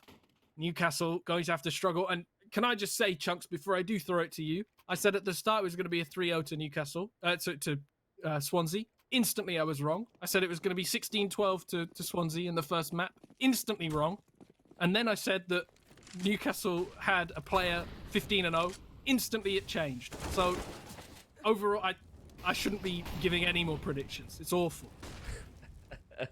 Maybe when we get to that final round, you give us a prediction and just see what happens. See if you're gonna predict, oh, this is the last round. I'll see if we go to overtime. We'll see, because it looks like this half is pretty much over at this point. I say that, look, big trades coming out early on in the round as Wacky Zip and Aerostratus are both the remaining players from Taco Bridge. Wacky Zip does make a little bit of noise as Hyson is going to be there behind the generator watching out with the Mac-10, tries to peek, it doesn't work out. Hyson goes down. The 2 players remaining, trying their best to pick up even more frags, but as both players now from Newcastle are going to be pretty low HP, they're pretty big trouble. In the end, it's Aerostratus through the smoke, finds 2 players, and it's a 9-6 half right there. Taco Bridge really salvaging it towards the end. Hyson has to be doing better. There's been so many times he's been behind that generator. He's just not shown his ability from behind there. We've seen that he can pull things together. He's just not been recently. This whole spring bracket, he's been below par, and I think it's just getting to him. The confidence is shot. He's whiffing easy shots that normally you would hit. I mean, you know, that one less so, but we've seen before he's really been struggling. But of course, as we go into a new half, it's something that he's going to have to remember. Zerg forced on towards the kit. Hazza with the utility, and it looks like they're going to be searching in towards A very early. A classic 2-1-2 setup at the moment. Actually, it looks like a 3-2. They've completely neglected mid. It looks like we're going to see Hyson just slipping in and out of mid, just making sure that nothing's going on. But in the meantime, Swansea playing it slow, not going too aggressive very early on. Zerg going to call to his teammates that he's seen aggression. Hopefully that doesn't mean that they back away from A, because it seems to be the direction that they're going at the moment. It's rough there. They conceded control of the site as Merlin peeks up over the top. Going to be able to take down Active. Aerostratus is there in the trade. Narrow doing what he can to try and return the fire a little bit further. Kind of stuck in no man's land right there. Down he goes. Merlin is going to be the final player left for Taco Bridge. And Newcastle, it's what they had last round, where they really showed, last half I should say, where they showed a lot of dominance early. They're continuing that trend. But the question is, can they carry on the momentum? Can they just grab a couple more rounds to secure them that win and secure them that map favorability going into a third of the evening? I mean, this is really the map to be battling for it, right? Newcastle want this just as bad as Swansea want it, and ultimately, I think this is probably one of the most important maps of the evening. If Newcastle win it, then that's momentum in their favour completely. You'd struggle to see them not winning their choice of the next map. If Swansea win this one, it's all thrown up in the air again. But again, I've given these predictions before and I've been wrong, so at this point we don't know. Active pushing aggressively, might have just heard Wacky Zip, maybe shifted a little bit early. It doesn't matter. Narrow losing his life to him, and he looks like he's going to swing in towards another one. Gets tagged just a little bit. Enkel hiding in the corner as well. Actually does get that kill on Wacky Zip on the other side of the map as we're spotting Hyson playing in towards Connector. And now Swansea pushing towards, I think that's A at the moment, maybe B. I can't really tell from the map. It's very confusing. I'm not going to lie to you. Aerostratus just keeping a little bit of the attention towards himself on sandbags, though. Looking up and around the site. It doesn't look like anybody's going to give him away at all. And Hazza just taking it slow, walking around, making sure that he knows where to go. 50 seconds left in the round, so it sounds like they are going to be committing towards A. As flashes and smokes go over, we see that all of the Newcastle players are going to be completely smoked off. They can jump up on towards the site, but it's going to be being watched right now. Active, if he does push for it, he is going to be running right in towards a load of Deagles. Looking at him, still manages to get one, though. Merlin trades him out well, but Zerg maybe going to go for it again. It looks like a play that every single one of them going to keep trying and trying. 3 versus 3. Hyson very low. Doesn't really matter, though. The bomb still down. Merlin tagged quite a lot over this smoke. Enkel searching for these kills. 19 and 5. Still the player to watch going into this round. Hyson does lose out, but 3 versus 2, and it slows down just a little bit as they start pushing in. Vornes making as much noise as he can from behind the sandbags. Enkel does actually spot out the sandbags. It doesn't matter. Hazza going to hold it down. Ooh. Wins the round. He didn't even need to get that final kill. The bomb was always going to go off, and he survives for good measure, keeping that armor in hand. And Swansea make another round into in this half. Look, you may not have needed the kill, but it helps. It adds to that economy, and that's something that we've seen be the downfall of a lot of squads so far this evening. We'll see if it carries on right here, as now the economy goes in the favor of Taco Bridge, and kind of works out. Wacky Zip was eliminated, but in the end, he finds the kill out of it. Vaughn's there as well. Finds a headshot on Tyson as Enkel doing what he can to try and survive. It doesn't work out. Newcastle, only 2 players left, and Swansea just absolutely swarming into the site right there, not even giving Newcastle a chance of getting anywhere near, as Hazza is just there holding for the peak. Works out. Down goes Active. Narrows the last one. Is it really worth salvaging just a deagle at this point, or maybe just play for a couple of exit frags? It looks like after taking the engagement, he's going to back off and maybe find a player or 2 on the exit. I mean, you'd hope that they save now. If Narrow goes for this, then you would have to be very, very stupid or very brave. As Narrow slowly pushing down this ramp, maybe going to encounter Hazard. Hopefully he doesn't, because he would lose the armor and the deagle here, which they do very much need. They are going to have to eco this one, of course. Even if they do eco, it's going to be a rough buy for them next round. It's going to be half armor, M4 and smoke probably is the best they can get. I think maybe if I was their IGL, I would still be talking about forcing into this one. I'm not going to lie to you, but Swansea, they know the economy's bad. They're just pushing straight in towards B, and Narrow having a lot to do hiding behind this plank. I mean, it's not a good spot all the time. He's making the wrong decisions. It doesn't. Still, he gets two. Why are they not checking that? Ankle getting another one towards the site as well. And Fornes now with it all to do, pushing up this ramp. The player in behind him as well, actually. Hazard peeking in, and Active just left on the USP. Somehow mopped up very easily from Swansea, but probably should have been a little bit harder considering the difficulty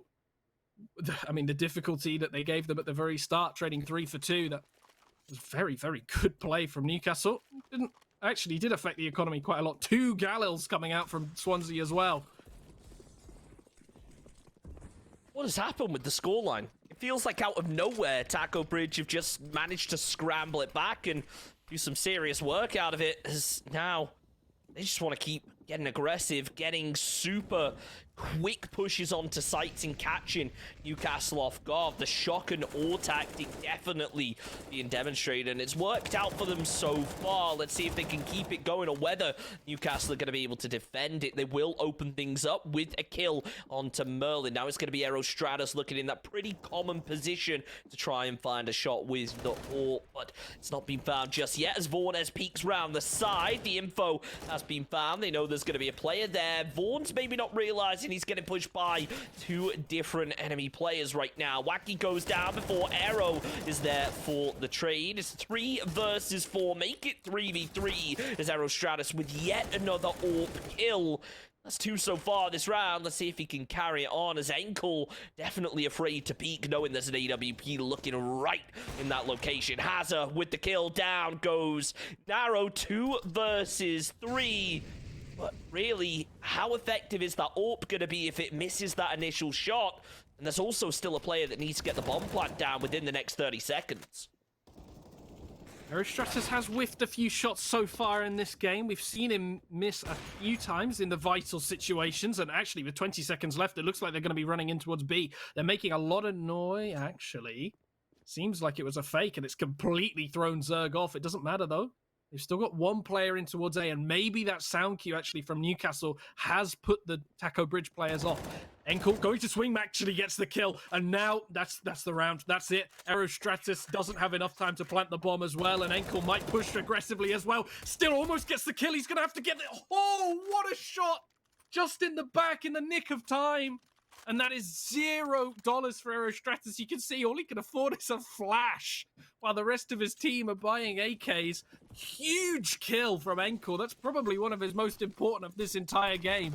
And you got to remember, he carried them through the first half. So massive stuff from Newcastle. That's going to mean quite a lot to make it so that the AWP can't buy anything at all. And Swansea stopped completely in their tracks. That is a rough one there for Swansea, as it felt like they were going to make it happen. They were going to be able to, survive with a good amount of players, get the round win, but just wasn't enough, unfortunately, as now Newcastle looking to grow that lead a little bit further. There's only 2 rounds between the 2 at the moment, as Narrow's going to be looking out, spraying through, able to land the shots, but unfortunately he can't convert it into a kill as Hyson peeks out with the MP9 and takes down 1. Taco Bridge quickly there to answer back. Hyson and Narrow both being taken out of the fight, followed by Merlin though, which will even things up before Enkel falls as well. Active and Zerg both peeking through together, working as a unit to try and find these kills, but the smokes are up and it will make that line of sight a little bit tricky. The bomb still not down, and it'll be made a whole lot harder because look at that 2K that just came out from Newcastle. It's a 1 versus 2, but not for long as Vaughn's falls. 12 rounds in the favor of Newcastle as now they look to continue that momentum and grow out their lead just a little further. Important round for Newcastle as well. Just keeping Aerostratus low on money. A very important player for Swansea. Taco Bridge, whichever one you want to call them. If you can keep him low on money, if you can stop Taco Bridge from getting the AWP into his hands, it's a massive plus for them, especially on ramp. Hyson, I mean, just very poor play running away like that. Enkel will hear the sound cues, gets one, gets two, gonna spray for a third one and a fourth. Huge kills. Enkel looking for the final. Well, actually, he's not gonna get the ace. Zerg stole one of his kills, I've just realized.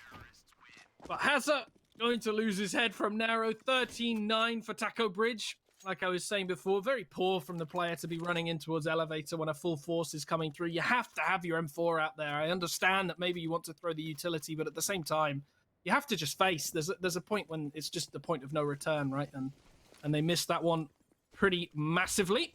And like I said, Aerostratus very low on money once again. Wacky Zip very low on money as well. Going to be forcing out with the Galils. No utility really on the players for Taco Bridge. And it means that that classic play that they've been taking in towards A, I don't know if you remember, but they've been going A quite a lot, throwing 3 smokes down in different areas of the map. And it's meant that they've been able to take the site completely. At the moment, they have 2 smokes on 2 players. They can still throw smokes in towards A, but it's not going to be quite as complete with the, with where the smokes are. It means they can still take the site technically. But Newcastle, if they do know that these players are low on money, if they do hear the Galils, if they do know that they're going to probably be low on utility, as that smoke comes in, they will be able to start chancing in towards A site. Taco Bridge, they know what works, and clearly throwing smokes onto A and making a quick push, getting the bomb plant down, it works. Maybe not this time, though, because look at how close that incendiary is. Almost takes out Hazard, not to be, though, as the bomb plant is down. Even if the round does end up turning in the favor of Nuclapped, at least they're going to get themselves that economy out of it. Aerostratus watching the right-hand side, ready for a peek to come out, but it's not being found just yet. As Newcastle, you can tell that they're getting ready to push as a unit. Wacky Zip opens up, takes down Enkel as Aerostratus eliminated in the trade. Wacky Zip with a second before being taken down himself. Azza is one of the final 2 remaining players eliminated, but unfortunately Merlin is not there quick enough to salvage the plant, and therefore Newcastle, yet another round win. They are getting so close to that 2nd map in a row. Newcastle are making it very close, and I'm making it very obvious every time. I'm bringing a highlight to this every single round, but once again, Taco Bridge with absolutely no money on their side, once again with very poor utility, and once again are going to struggle to do a take onto a site. 3 smokes, it's not strong. And Wacky Zip actually going to get the kill on narrow. Of course, every time I bring it up, it means that the opposite happens. And they are pushing in towards A. It's pretty predictable from Swansea at this point. Active going to be playing in a standard position as well, hoping that players just run into him. It has happened before. He's going to lose his life. I mean, quite a lot of HP through that wall. Only 55 HP on him. And backing away towards site as a result of that. 3 players on ramp, 2 players coming through construction, and this should make it so that the 2 players that are playing further away start pushing in, especially since they hear the bomb down. Active gets a headshot through the smoke, looking for more kills as Aerostratus just gets away before that smoke lands. Wacky Zip playing in pretty overpowered position here on top of the fence, might be able to catch one out. It is a position that's hardly recognized. I say that. Immediately Zerg catches him, knows exactly where he's going to be playing, and the smoke goes down on towards ramp. It forces Aerostratus and Zerg to push in towards sandbags. Makes it so it's very easy for them to push in towards construction. It doesn't matter. Hazard gets 2 and Vornes spraying through the smoke as well. And it's all on Enkel now with the AWP. He's not going to get anything done. There's no way he gets 3 of them and defuses the bomb without a kit. He runs away. He saves that AWP. It doesn't matter. And Taco Bridge still going to be looking for it. Enkel gets 1, whips the second no-scope, and that's huge for Taco Bridge. They stop it from going to match point. And there we go, 14-10. Newcastle take a timeout. They have to think that one through. They can't let that one linger in their mind. And, well, I mean, great stuff from Swansea. They did a fantastic take, and Hazard on construction, saving that round for them. You clearly just love cursing those players. The overpowered position immediately gets killed. That really felt like you turned the tide of the round right there. 1 tactical pause coming out, followed by a second. So both teams really trying to think about their strategy right now. And maybe start changing things up. And I feel like Nuclap, they're the ones who are so close to getting across that finish line. Look, they won the first map of the evening. If they manage to get a second, they'll finally be an advantage. And coming in as the underdogs, it's a blessing and a curse. Sure, if you do badly, no one has any expectations. It's just a game at the end of the day, and a second place will do. But it also means that there is that pressure of having to fight against the top team, and sometimes that is where these teams start to fall apart. When it gets to those later stages, when they come close to the win, that's where the less experienced teams struggle a little bit more. We'll have to see as the flashes do come out. Newcastle are playing a little bit slower as they are just completely stacked up. They have read this A execute, or at least they expect an A execute. See how it works out as Merlin is just holding over the side, looking under the catwalk, trying to find something, and as Arrow goes out, finds himself the kill, almost follows it up with the second, but there it is. Enkel's going to be laying there in wait with the P250, finds the headshot, pre-fires are coming out here from Taco Bridge through the wall to try and do a little bit of damage. Zerg almost caught in no man's land right now, no real idea of exactly where the players are going to be, but they certainly know that the players are dangerously close. The plant comes through from Taco Bridge, and see how it goes this time, because the plant is a theme, but the result of the round often changes. What Newcastle seem to be doing, and what they should be doing, is just saving that weapon. That AK means a lot more to them than it does towards the T side. If they can just keep it, hope that maybe one or two of the players overextend, they should be able to save a little bit of money going into the next round, especially since a lot of them are only, or well, two of them are only on $2,000. The others are between 2.5 and 3. So it's important for them to keep that money on their side. It seems like Swansea, though, equally as cautious, equally as safe. Their money, not fantastic either. And Hyson swings, loses his life. It's pretty inconsequential in the end. He only had a P250 at the end of the day. But Taco Bridge saving their weapons, Newcastle saving theirs. It's one of those odd rounds that you see. Probably using that time on the Newcastle side just to talk about their tactics coming into this one, using it as a quasi timeout. Of course, they do only get 4 a game, so they will have to maybe make do sometimes with little ditties in the middle of the round. Hyson ripping off the head of Wacky Zip as they start looking in towards B site. Seems like it's going to be a rush. Zerg playing close on this corner. It's a standard position. Gets one, manages to smack ahead of another one as well. Vaughn is very, very low, and Erostratus on the Orc is going to be in a very poor position to get any kills. Active. Here's the bomb going down. Will call that away towards his teammates. Now, if these Deagles can get away with a couple of headshots, this could be blown wide open at the moment. Hazard not going to let that one happen, though, spraying them down. And Enkel, once again, probably should just save this AK. There's no chance that he wins this one. There's no utility, no defuse kit. He's just sat on top of Connector and does get a kill. Of course he does. He does, of course, still linger around when I say that he shouldn't, but he's looking for kills. He's looking for those overextensions, and they are happening bit by bit. That looks like it should be the end of this round. It should end up being 14-12 once again. Newcastle, unfortunately, losing out. They do have rounds to burn, though. They can let these ones get away from them just a little bit, especially since they are on ecos going into this. You wouldn't expect them to win these rounds, but good damage overall. And they do manage to pull out an AUG, a couple of, well, an AK and maybe an AWP on Zerg. No, he chooses to pick up the M4, the more sensible choice, I guess, and smoking in towards ramp, playing it nice and safe and making sure that what happened last round doesn't happen again. Of course, if it did with the weapons, you can imagine that Zerg would probably have sprayed down a few of them. Newcastle got the economy. Now is the time to capitalize, because they have just spent all of their money this round. They are committing. They want this round win, and they want to secure the game immediately after. They are definitely playing a little bit more aggressive. Narrow is now up on the head of one of his teammates. There comes the boost, and it doesn't work out. Wacky Zip there, ready for it, finds the headshot onto Narrow, even tries to fire through the wall onto Hyson. It doesn't work out, but however, the AUG from Hyson will. Down goes Merlin as Molotovs, nades all start to rain down to hold back these Newcastle players as the smokes are up. Hyson is still in this position, not really going to be a position I think Taco Bridge will expect him to be in after the shots have already come through the wall. But we will have to see his shots come through from Aerostratus right there with the AWP, just going for a cheeky shot. It doesn't work. Things starting to get tricky now. The pressure is starting to mount for Newcastle. If Zerg gets spotted out here, it's going to be even more pressure. That's exactly what happened. Zerg goes down. Now the plant will come in from Taco Bridge. They're looking to follow it up with a second as Hazard is there holding the angle active. Tries to go for a peek, realizes it's a risky jump to be making.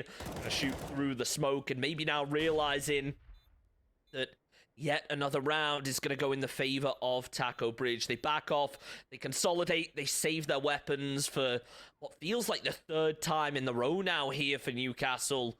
You can tell it's starting to get a little bit desperate. Maybe now the pressure of securing this game and clutching it out is starting to mount and really taking a toll on them. Swansea with some superb team play there, honestly. With the player just hiding on site in Hazard, just up towards that left-hand side.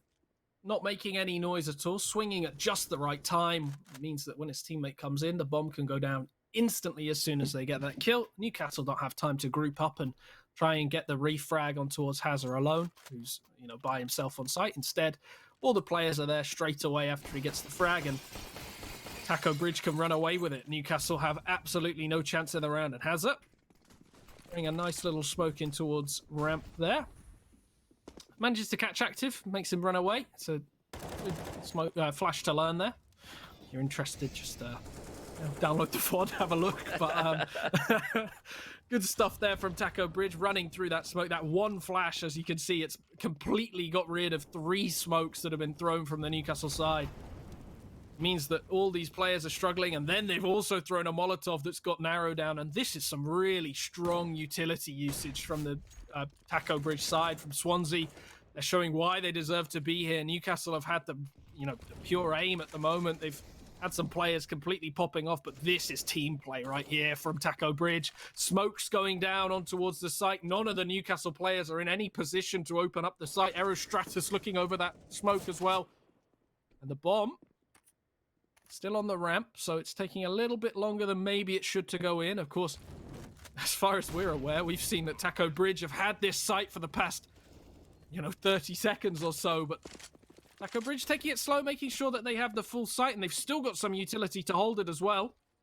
Enkel only just pushing on now to open up, carve open the Taco Bridge defense of this bomb site. Gotta feel bad for Aero here. He's watching the angle. 3 players must have by now have crossed this, and every single time he's been flashed or something, but nice little flick coming out, and just in a matter of seconds, the trades come through. That's 5 kills found from Taco Bridge, taking it to a 14-14, and I'm not really surprised here to see if Newcastle go on a tactical timeout, and that's exactly what they do, and can you blame them? This has just been horrible for them. They started off so strong. They had such a lead and just slipped away. It's coming down to the wire, and Taco Bridge are able to get this round. We know it's at least going to overtime, or could all be over at that point. I think this just goes to show that one carry does not a team make. Enkel 32-12, and the rest of his team, other than active, all negative. All of them struggling, especially in this second half. They reached 14 rounds, and then since then, they've disappeared. Their hold of the A site has been lethargic at best. They've really struggled to mount a good hold of that ramp. I mean, what is the point in throwing the smoke onto ramp if you're not going to do anything with it? It's really very stupid to throw round after round after round. If you're just going to hide at the top, if you're not going to make them work for it. They know that they can just push through it at this point. I mean, look at them. They've just ran through and just killed 2 of the Newcastle players. They're not doing anything with that smoke whatsoever. It's left all on Hyson and Enkel. Hyson with the M4, bizarrely enough, and the carry completely left without it. Hyson gets 1, though, showing that maybe I shouldn't be talking down on him. Vornes takes down Enkel on the other side, so I definitely shouldn't be saying how Enkel should be having the M4 there. And now, Taco Bridge have pretty much a completely open bomb site. Of course, once again, they're just doing their due diligence and throwing down those smokes in different places. Aerostratus waiting for a player to push through and maybe challenge his teammate. Doesn't seem to be happening, though. And 0 defuse kits on the Newcastle side. It doesn't matter when Zerg's going to be pushing that aggressively. Aerostratus trades off well. And Hyson realizing on 23 HP, he's 1 bullet away from death. He's probably not going to get anything done, and he runs towards T-spawn. He does make enough noise probably for them to hear him, though, which is a little bit of a mistake. I mean, they probably have heard him, and then decides to slowly walk round to an angle that means that they can see him as they push through, which is even worse decision-making, if you ask me. But we see Newcastle unfortunately losing this one, and now it means that overtime at least is 100% confirmed. We might see Taco Bridge take this one, and if they do, it means that we could see all 5 maps, because I think Newcastle on what the... Wait, this is Newcastle's map pick, isn't it? Well, no. Last map was Newcastle's, yeah. Yeah. So, I mean, if it is Newcastle's map pick next, I mean, we could see all 5 maps.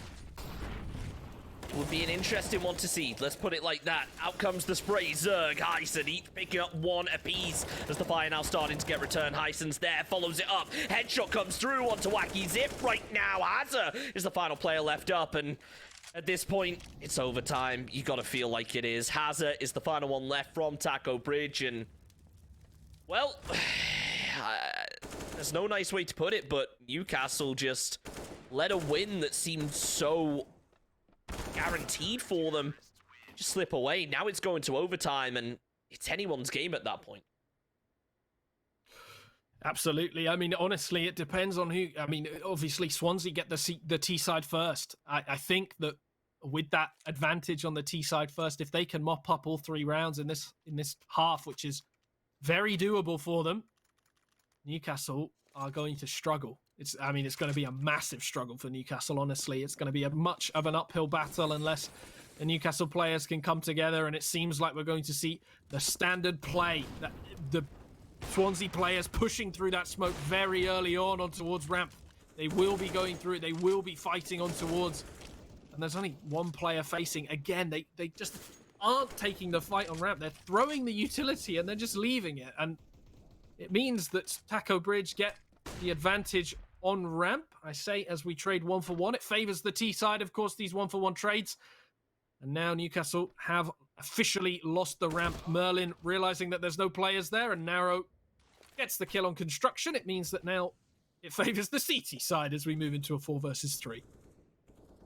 This is rough to watch right here because, I mean, Newcastle, they struggled towards the latter half of that half, and now things are finally starting to ramp back up, but it's gone all the way to overtime. They are not in a good position right here. Ankle with the kill, takes down Vaughns. That leaves only 1 player left up in the form of Wacky Zip, but he's still able to at least get 1 more frag onto Zerg as Incendiary comes down. It's the frag grenade that finishes off the job. And you clapped with the first round of overtime. And wow, it is unfortunate for them, to say the least. Well, we have a minute. Just want to thank all of our sponsors, because we did get into this game pretty quickly. Of course, Logitech G, the world's #1 best-selling gaming gear. And of course, Unite students with accommodation all over the UK. I'm sure a lot of people getting their A-level results today want to start booking that. So head over to Unite students to sort out a place to live for next year, as now round 2 of overtime is about to get underway. Can Newcastle continue that momentum, or Taco Bridge going to be able to claw it back in the dying rounds of this game? I mean, I hope that we see Taco Bridge get a bit of a comeback here. I mean, I honestly just want to see as much of this game as possible. Vertigo, it's just a great map, and honestly, the T side so far have been pretty solid from both sides. They've shown how to do it again and again, except for holding ramp, which we have not seen at all. As Taco Bridge, once again, making sure that Newcastle know exactly where they are. And in fact, are they playing 4 in towards A at the moment? I think they might be on the Newcastle side. It actually running right into a trap with Zerg of Newcastle holding very aggressively on towards B, and immediately the callers come over. Rotate. A kill going on towards A site as well. Newcastle 4 versus 5 on the retake. Has a nice and low as well. The only difficulty for them is they've got 2 orbs and Merlin pushing in behind as well. They're not going to be ready for this. Gets 1, gets the second one, maybe going to get a third as he sprays them down, pulls out the knife just to run away. He doesn't even care anymore. It's Zerg, 1 versus 4, and Merlin has turned that from horrible for Taco Bridge into an incredible play. How has that happened? I'm not sure what's going on right here. It feels like as soon as a team starts to get momentum, they just kind of give away a round. I mean, you got to say, though, huge play right there coming out from Taco Bridge to have a player move all the way around the back and be able to pick that one up. That was really smart, and doing it in such style as well. Holding the trigger discipline on the first player, knowing that the player was low, taking down the full HP player, then taking down a second who was low HP, and then followed by a third. That was super impressive to watch. The question is now, can they carry on with those game-deciding plays? Wacky Zip going to be out the fight as Merlin is there for the trade. It's back down to a 4v4, and what a shock here. Taco Bridge are pushing through the smokes. Well, who saw that one coming, eh? I mean, when there's no resistance, I think Newcastle have to understand that. I mean, it's just fundamentals of the game, right? You don't throw a smoke if it does nothing. And when they know that the smoke does nothing, it's even worse to throw that smoke. You're just throwing it for no reason. Aerostratus ripping off the head of Enkel, player of the half in the first half, and Narrow now probably going to get burned out, and he's losing a lot of health. He actually loses himself to the Molotov. Now Vornes and Merlin versus Zerg and Hyson. Sight completely lost, and well, that was a stupid kill to give away from Hyson. Zerg probably just going to save. He's got the M4. He's not got time. Well, sorry, he's going to save. It's the last round. He's going to push for it, obviously. And he's going to go in aggressively. The M4 in hand. He's making as much noise as he can. At this point, he doesn't really have any time at all to waste whatsoever. He sees the player in towards Ivy and does continue pushing, or construction rather. Actually, maybe he's going to think that's the same player. He's not 100% sure, more than likely. Well, throws the nade. He realizes he's not got any... I mean, he's not got ammo in it. He didn't have ammo in his M4. He's never going to win that. Taco Bridge win the half. And 2-1, it's good, but of course Newcastle had such a strong T side. If they can wipe the memory of their frankly shocking CT side, they might be able to come away from this with the map, but ultimately they have made a lot of mistakes. We have seen that again and again, and it doesn't fill me with hope when I see Aerostratus on the AWP and no one on Newcastle to clap back against that.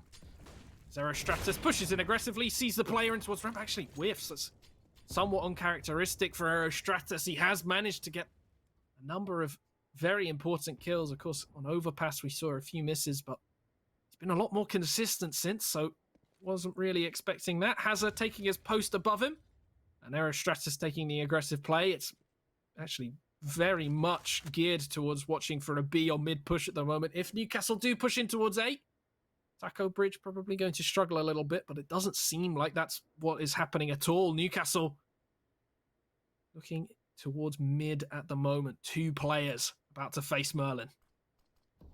Merlin just holding, waiting, but those nades come through and do a lot of damage. Thankfully able to get a bit of distance. If they had both landed right on top of him, it was pretty much over at that point, and it might just be a couple bullets from an AK will finish off the job if he gets caught with them. As right now, it is just a case of Taco Bridge playing it slowly. Aerostratus takes down Narrow, and that is the opener for the round. Now it's just a case of Taco Bridge playing slowly, picking up a couple more kills, and opening up that gap as Hyson takes down Has. Aerostratus is already there for the trade, hits the wallbang and finds the kill. Merlin in the off angle with the 2K yet again. Zer tried to get one, but it wasn't enough. Wasn't expecting the side angle. Now it's down to a 1 versus 3. Enkel is there, bomb in hand, can potentially find the plant, but there's 13 seconds left on the clock. Now the position's given away, and it just comes down to Taco Bridge impassively trying to find a kill. The Molotov comes out. No time left to plant. It's all down. Enkel is, for a second, it looked like he could have found the 2K. It doesn't work out. Taco Bridge, it's 18-16. Now they just need to close it out. think they will as well. Newcastle, they've lost all forms of I mean, almost ability at this point. They've just forgotten how to play. They had such great team play in the first half on the T side. They really showed just how good they were, and then all of a sudden it's disappeared. They just aren't playing at the same level really as Newcastle. Looking in towards ramp, they have been naded pretty heavily. Enkel, that star player from the last 2 maps, is only on half HP. Going to be very good for Taco Bridge Esports to learn. And Wacky Zip throwing a very timely Molotov. It doesn't matter though. Zerg rips off the head of Merlin in mid. And now Taco Bridge at a disadvantage in this round.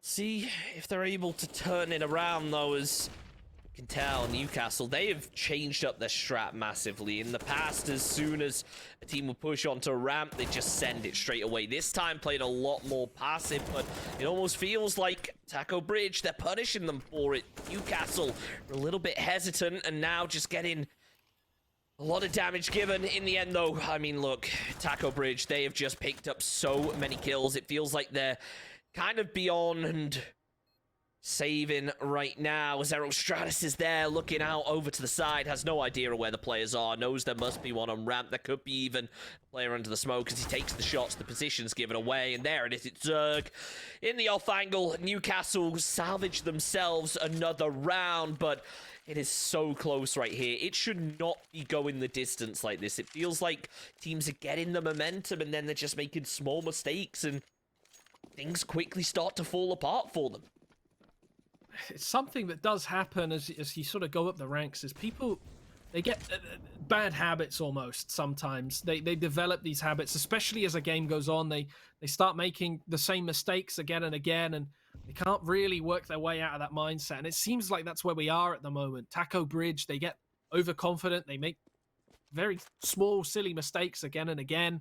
Just as a team, as a whole team, it seems like their comms, maybe they just disappear, and they start to, just do silly things, really. On the other side, Newcastle, I think ultimately they're just making, again, fundamental mistakes as a team. While Taco Bridge are getting overconfident, they're overextending, they're making silly plays sort of one by one, and then trying to compensate for them one by one. Instead, on the Newcastle side, we're seeing players as a team make very silly mistakes, deciding maybe from their IGL not to push into certain angles, which are, it's just really letting them down. I think it's small things for both sides that just aren't quite working out at the moment. Of course, it's a huge round for Newcastle. If they lose this one, it means that they lose the map and they go 2-1 down in the series. In this best of 5, it would mean that Taco Bridge would only need one more map to secure it. But of course, I'm speaking ahead of myself. They want to win this one. They want to take it to a double overtime and show exactly what they're made of, as Merlin very low on HP. On the Newcastle side, though, 3 of them half HP. Make that 3 still narrow. Player that was on 100 loses his life. Active and Zerg going down, and now it's just Hyson and Enkel. Hyson trying to plant the bomb quickly, see if they can play it in a 1 versus 2. We've seen them play on this fence before, and it's not worked out for them. This time, hiding more in the corner, playing a much slimmer angle, and it's potentially this time going to catch the Taco Bridge players off. Enkel acting as the bait in this one. Unfortunately, Hyson just giving away his position instantly, and then Enkel can't get that done from that position. It's never going to happen. Taco Bridge win the map, and that takes it to 2-1 in the series. Newcastle with it all to do. They need to win the next 2 maps in order to take this one, in order to win the series. That's a tricky one there, and you know what? You've got to say Taco Bridge, they needed it. They were coming into this as the favorites, and our first game just didn't go in the way that they maybe hoped. Now, being able to get themselves a first win of the evening, even though that does make their score 2, it's going to be a confidence boost. It comes down to performing under pressure right now. This is a team that they're seasoned players. They've been in this situation before. 1 map to take it all. We'll find out whether they can in our next map coming up in just a couple minutes. Don't go anywhere. It's the Newell CSGO Grand Finals. We'll be back in just a couple minutes.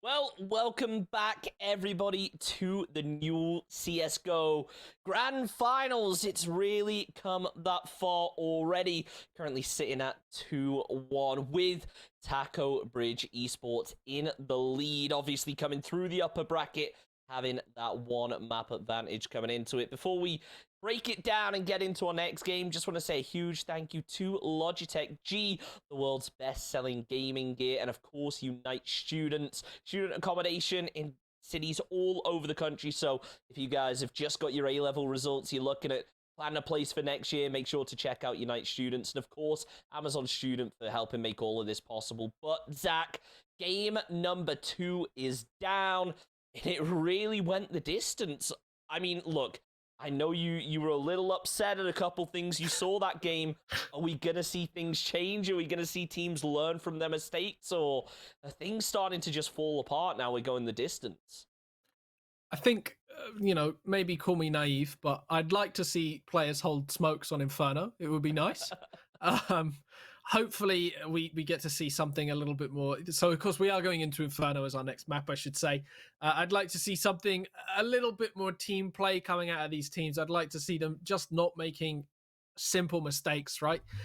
Classic Molotovs down Banana early on just to keep Banana safe and secure. That's from the CT side, just throwing those Molotovs in.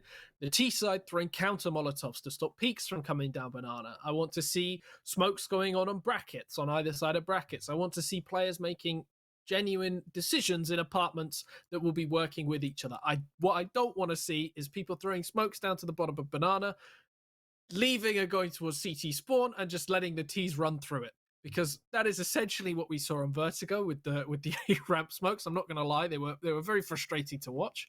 And hopefully we see a little bit more of a complete performance. I'm just seeing, in fact, in front of me that we've got some technical issues coming through for one of the players, so it means we've got a little bit more time to talk about this game, and the players have a little bit more time to think about what went wrong specifically in last game, especially for Newcastle, who of course lost.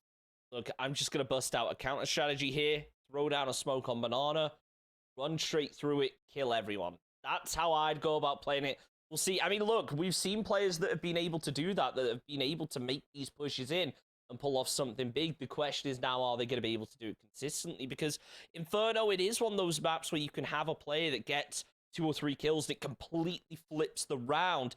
But at the same time, Inferno, you can't just be relying on those solo heroes to make all of these plays.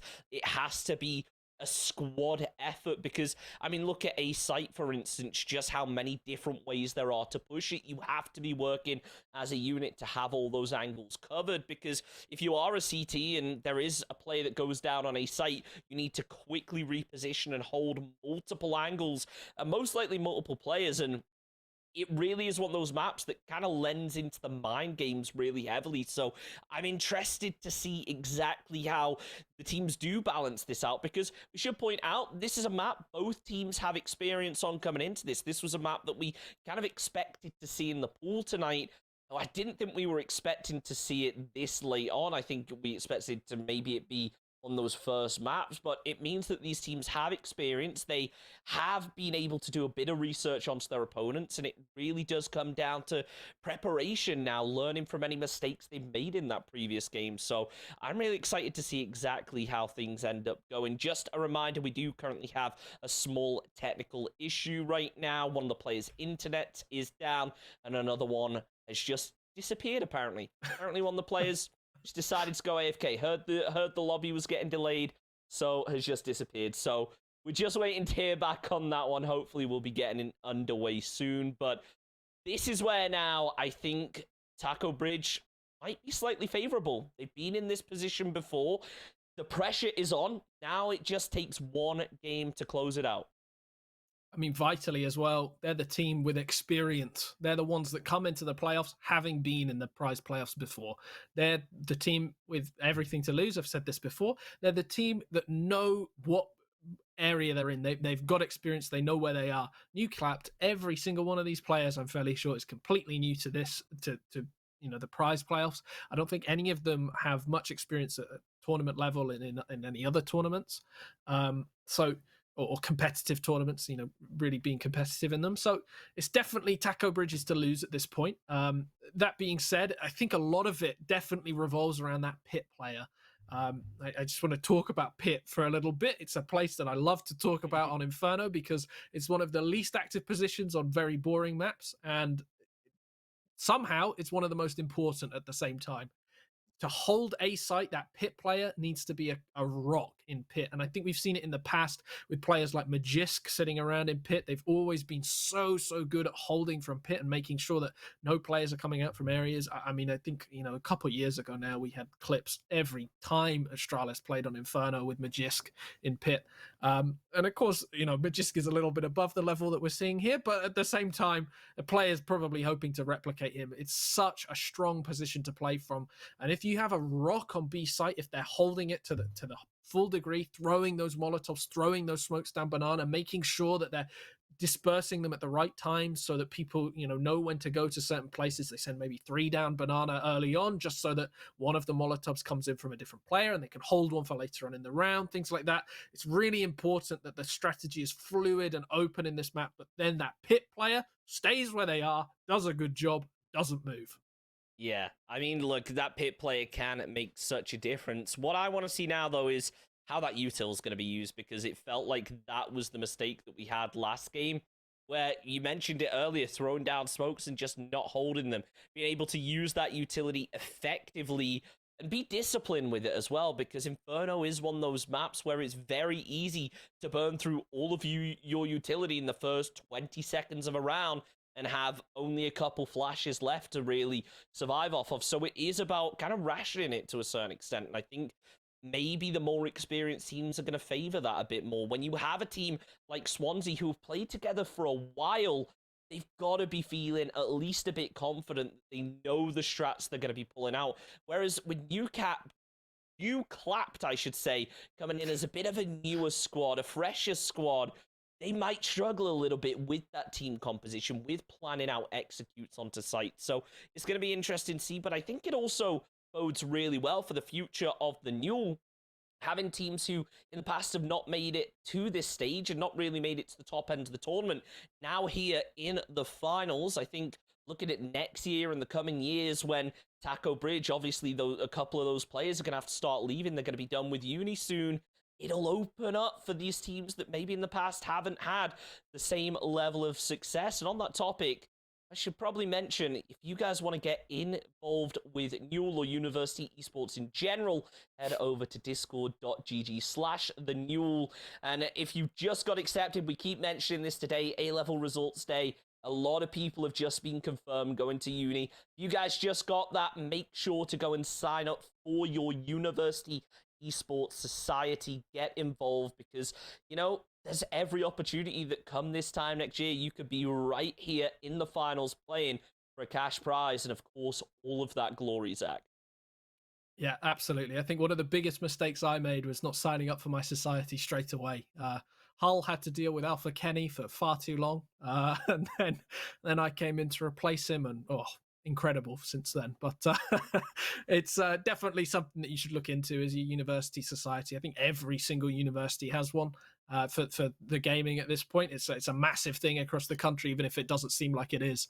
And yeah, even if you're semi good at CSGO, most of the time there'll be second teams and third teams at these universities, and they'll still be playing for glory. There's so many different brackets across this. Of course, we're only broadcasting the prize bracket, but there's different brackets below as well where you can increase your seed for the next year, and maybe if you get changes in personnel across the time, you can definitely you can definitely compete later on in the years, if not straight away, but immediately we get into it, and Newcastle running straight up banana, making as much noise as possible. Merlin taking the face, actually manages to get a kill, and the Deagle playing from it. Oh my word, we get four of them all going down, and how's that happened? Taco Bridge have just ripped off every head straight away. Newcastle don't even get a look in. Do you remember how earlier we were saying how Inferno is a very strategic map? You have to play it a little bit slower on the T side, be a bit methodical. You clapped, clearly just trying to curse us and prove us wrong as they just send it in. Look, sometimes the rush works out. I'm not sure whether that was it. And yet again, they're going for exactly the same strat. Vaughns is going to be watching the side angle for Mass in hand. Goes for the spray, opens up onto one, but in the end, it's going to be narrow there for the trade. As Hester, Aero Strata's going to be able to finish one more off. Wacky Zip with the peak. Takes down two, leaving Hyson as the final player left up, but he runs out of ammo and runs out of time. There it is. Hyson's out. Hazza picks up the second round in the row for Taco Bridge. I hope that this was just a strategy by Nuclap to get the first 2 rounds out of the way and get themselves weapons. Like, that's the only semi-logical explanation I can come up with for why they would push it like that. I mean, if they continue that strat, this is going to be an awfully quick game for them and an awfully slow game for me while I slowly rip my hair out watching it. Merlin takes the fight onto Enkel straight away. Hyson trades. Oh, and the Molotov actually going to force him away. Doesn't lose all that much health, but Banana is now held. Taco Bridge have quite a lot of it in the smoke going down on towards logs. Might actually confuse them just a little bit, but actually Taco Bridge just going to back away.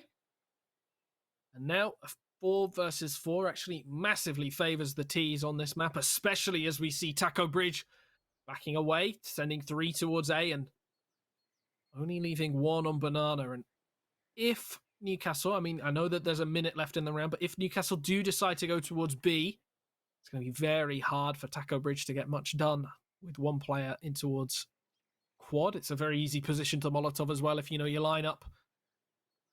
But that being said, Newcastle searching slowly towards A at the moment. Ever so slowly indeed. They've definitely switched up the strategy from the first 2 rounds, but it looks like so far they're having a fairly similar result. Hyson goes down as Vaughns is going to be watching this, moves back a little bit more as Wacky Zip's there for support. Beautiful sprays coming through. As Nuclap getting, there's no other way to put it, absolutely clapped in our first 3 rounds.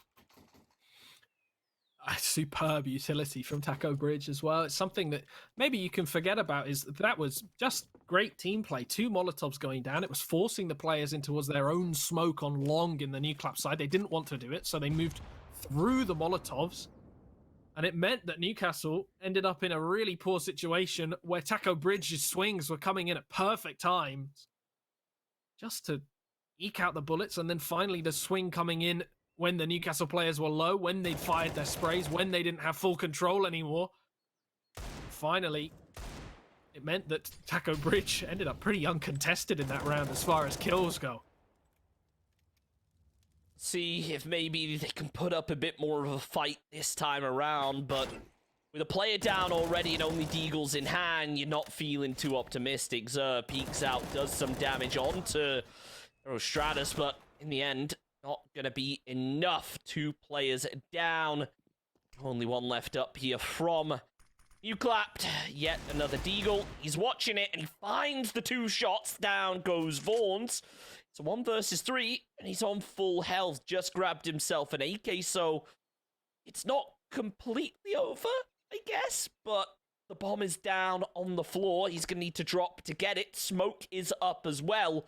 It's Taco Bridge kind of just consolidating at this point. Yet again, that pit player, Wacky Zip, he's been so fundamental to the game so far. He's just playing slowly in that pit, waiting for the footsteps to come out, and you've got to feel like at this point, 15 seconds left on the clock.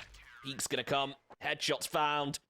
And Enkel, down he goes. 4-0 for Taco Bridge, but as much as it looks like Taco Bridge is staring away, let's not forget how our previous game went when it went the distance somehow. It did. Of course, we did see last time that on Vertigo, the T side was the most important, and we might just see the same on this one, but inverted with the CT side. Aristratus catches Zerg. I'm not sure why Zerg is swinging into that one the way that he does. Does he really think he's going to rip off the head of Aristratus in that exchange? Probably not, so a little bit silly in general. Narrow pushing in towards the apartments as well as Hyson, both of them looking for early picks either way, just to eke it out, hoping that maybe the AUE was going to overextend. It doesn't seem like he has, though, still playing towards long. Enkel as well, just watching Car at the moment, but nothing going either way. Swansea, they know at this point that they got the first kill. They don't need to look for any more. They don't need to search for another kill in this round. When it's a 4 versus 5, you can just sit pretty, wait for them to come to you and take them down one by one. I like the way you're thinking about it, but that's sometimes the way it's got to be on CT. You just got to play and wait. And with the way that Newcastle have been moving, they have been working very slowly and kind of works in their favor. The smoke does come out, but the incendiary is there to hold back the push for a little bit longer. Now you're going to hear the footsteps come through. Now Taco Bridge know that there's going to be players here. The smokes are still there to break the lines of sight, so Vornez is going to have to move back a little bit further. As the switch up has come through, it's going to be Banana that's the next target. However, Hyson's the one found in the sight. Down he goes as Active confirms the trade. Enkel there with the AWP, though, takes down Heza. Now things could start to turn around as it's a 3 versus 3. The plant has come through. The smokes are there. Vaughn's did some damage, but unfortunately not able to take down the AWP as of yet. Surely now is the time, if ever, that Newclap need to make something big happen. The smoke is still up, and it looks like Taco Bridge deciding not to push on to this, not go for the retake, and realizing, look, we've got a 4-round lead. Let's keep the AWP, keep our AKs, and bring it back next time. It's a solid strategy. I mean, like I've said in the past, the CT side economy notoriously frail, so any money that you can save is just good to save, honestly. They were never going to get that site back, even though it was a 3 versus 3. It was always going to be difficult. And just keeping the money, making sure that you can afford into the next round. Of course, Aristratus and Merlin looking a little bit worse for actually Vornez as well. All of them a little bit poorer, while Wacky Zip and Hazza bask in their brilliance. And have we lost a player from the server there? I think we have. Looks like a technical pause coming in as we lose one of our players. I couldn't tell you who it is off the top of my head. Yeah, it's Wacky. Oh, that's unfortunate as well, because he was kind of popping off earlier on as well. He did big things for Taco Bridge, playing that position that you love so much over in Pit. Just kind of working with his team, getting trades and doing a lot of damage. We'll try and get an update on that as soon as possible. I'm not sure whether it was an internet failure. Apparently the player has timed out, so hopefully it is just going to be a case of reconnecting. But look, Taco Bridge, they've got such momentum right now. Sure, Newclap were able to pick themselves up around out of it, but I'd be surprised if Taco Bridge really let this slip much further. They are feeling really good with the way things started. Sure, those first 2 rounds were a little bit questionable, is probably an understatement for Newclap, so I don't know. I really want to know what those 2 rounds were all about, whether they really felt like they didn't stand a chance of being able to survive and win the first 2 rounds, or whether it was just a case of getting them out the way and getting into the main game later, as just see our chicken vibing out right now. It's a great chicken. Honestly, they look so much better than they used to. It's so good to look at them like this now. Oh, love them. But yeah, I think honestly it was a poor decision from the from Newcastle for the first round. Honestly, I think it was just a bad decision, and then from there they just wanted to get the second round over with. I think the plan for that round was definitely for them to smoke off the site, run in towards CT spawn, and wrap on towards A. Hopefully catch people by surprise was the plan. Just looking at where their smoke was, maybe they were looking to go through construction, but would have been a bit more risky. It would have meant that time was against them a little bit. So yeah, an interesting play, but without flashes, without nades, it just didn't work at all. They probably needed 2 or 3 more smokes in that one. They need to smoke closer to yellow, not just in the middle of sight. And yeah, just overall pretty poorly planned, if I'm being honest. It seemed like something that, I mean, I've seen that they've been scrimming. I have seen that they've like been looking for scrims. I have been looking through that, but doesn't seem like they've been scrimming very well for pistol round on Inferno T side, if I'm being honest. That was a pretty poorly thought out plan. Yeah, it's a tricky one. Look, I think it's one of those where sometimes a team will think, oh, well, we played this way for our first game. Let's just go in with the shock and awe and try and catch them off guard. But unfortunately, look, when you're coming up against a squad like this that just has insane aims, you know, really veteran players who know what they're doing, you know there's just no chance of you being able to survive that. You know that you're getting cracked in the head. And you know that these guys perform well under pressure, and that's exactly what they did. But now, the tables have turned. It was Newcastle that were providing the pressure, that were putting the pressure onto Swansea. But now they've conceded 2 rounds, now up to 4 rounds. They managed to grab one back. They are going to be the underdog coming into this, and now there is some serious pressure mounting, because not only do they have to win the game, they have a gap that they need to close to be able to do it, and that is not a position that you want to be in as a team that's already a map down because you qualified through the lower bracket. So I think it's impressive to see the fact that this really is going the distance. Absolutely. I think that Newcastle, I mean, of course, they're at a disadvantage coming into this. They're 2-1 down. They already had the map disadvantage. They're, on paper, the worst team. So they are always at a disadvantage. And the one thing that they've got going for them, the big thing that they've got going for them, is that they're going to be underestimated. And they have been underestimated so far. I think that's fair to say that Swansea so far have completely underestimated them. They've not put as much work in as maybe I think they would have liked. They've not been as confident and as easy in the wins as they would have liked. I mean, one of them was a free win. The other one went to double overtime, right? Or single overtime, sorry. It was close, right? Newcastle absolutely wiped the floor with Swansea in the first map. They annihilated them, I think it's fair to say, even though it was close to begin with. Newcastle just destroyed them, demolished them after that. So if Newcastle can be underestimated on this map as well, if they can bring something together, if they can show, you know, just how good they were, like they were on the first map, it's all up in the air. Swansea might make the same mistakes again and again because they have been making mistakes. They keep underestimating Newcastle. So it's definitely a 50-50 on this one, if I'm being honest. Yeah, it really could go either way. And Newcastle really in a rough position, knowing that even if they win this game, they've got another one after it. So it is going to be one of those really tough ones, especially as a newer team where they've not had to deal with this scenario too much in the past. And, you know, it's where Swansea really have the opportunity to shine, as now the game is back underway. See if Newcastle can maybe pick up that momentum, close the gap, because it definitely feels like, to a certain extent, they fight better from the background. They fight better when they are the underdog. That's, I think, what surprised us about our first game. We'll have to see when they can carry that over, because we are seeing just how formidable they can be right now. Taco Bridge, they're burning through a lot of util early, but they find a kill out of it onto Zerg. Great kill as well. That's the utility I was talking about down Banana. Usually you see the Molotovs, but this time, Taco Bridge pulling out the nades, and I mean, it works very well in their favor. Absolutely dunking on Zerg, who was really a problem player on Vertigo for them. And now Newcastle have to face into this one with only 4 players. It's probably on Enkel to search for this pick as well. He's the one with the AUE. He's the one that has that pick potential. So we'll see just how Newcastle can come back into this one. I actually say that Hyson's the one that's going to be flashing his teammate out. Vornez actually just off the head. It doesn't even matter. Hyson.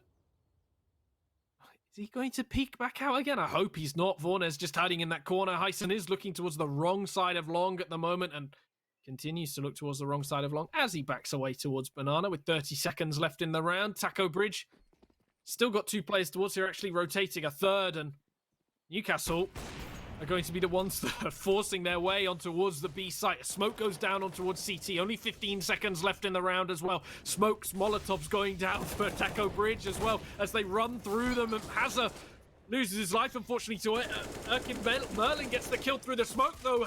Hyson can't get it done. 5 seconds left in the round. Has to back away. Reloads the AK. Looking down, but there's no one there. Just hiding, saving the money, saving the utility, and saving the weapon. As Newcastle lose once again. Taco Bridge with their 5th of the map. And honestly, looking so strong on the CT side. Very good predictions from where Newcastle are going to be going. Really, really impressive there from Swansea. We know that they just thrive under pressure. That's why they've had so much success in the past. And when it comes down to those final few seconds, they really showed it.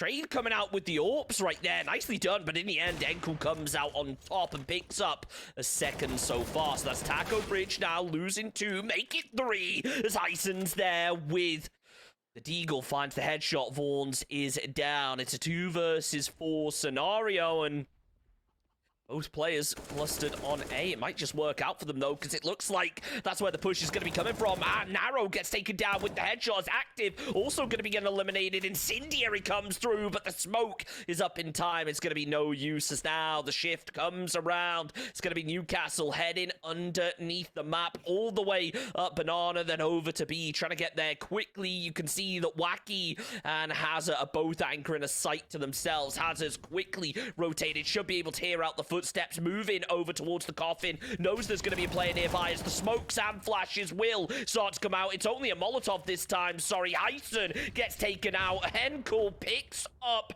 the M4 as the nade finishes off Hazard. It's down to a 1 versus 1. The AK, if it can land the headshot, it's going to come out on top, but is it going to be enough as he holds the trigger discipline, waiting to hear that sound cue for the bomb plant? There it is. He realizes it could be a bait, but it isn't. Now he knows the peak is going to come through. He swung out wide. Enkel knows, sees the body, takes the shot, almost finishes it, actually switches to his knife, thinking it's over as the flashbang comes through. Wacky Zip on just 2 HP, clutches it out and gets the defuse. I don't know if you remember, Chunks. Do you remember on Vertigo? I think we had the exact same issue with Newcastle players running away with a knife out as it was an inevitable scenario. They had to just run. They just ran knife out, and it meant that they got shot in the back. And it has happened again. Newcastle had that round. 3 HP on Wacky Zip. That's all he needed to do was 1 bullet, and instead he's ran away, knife out when he has full.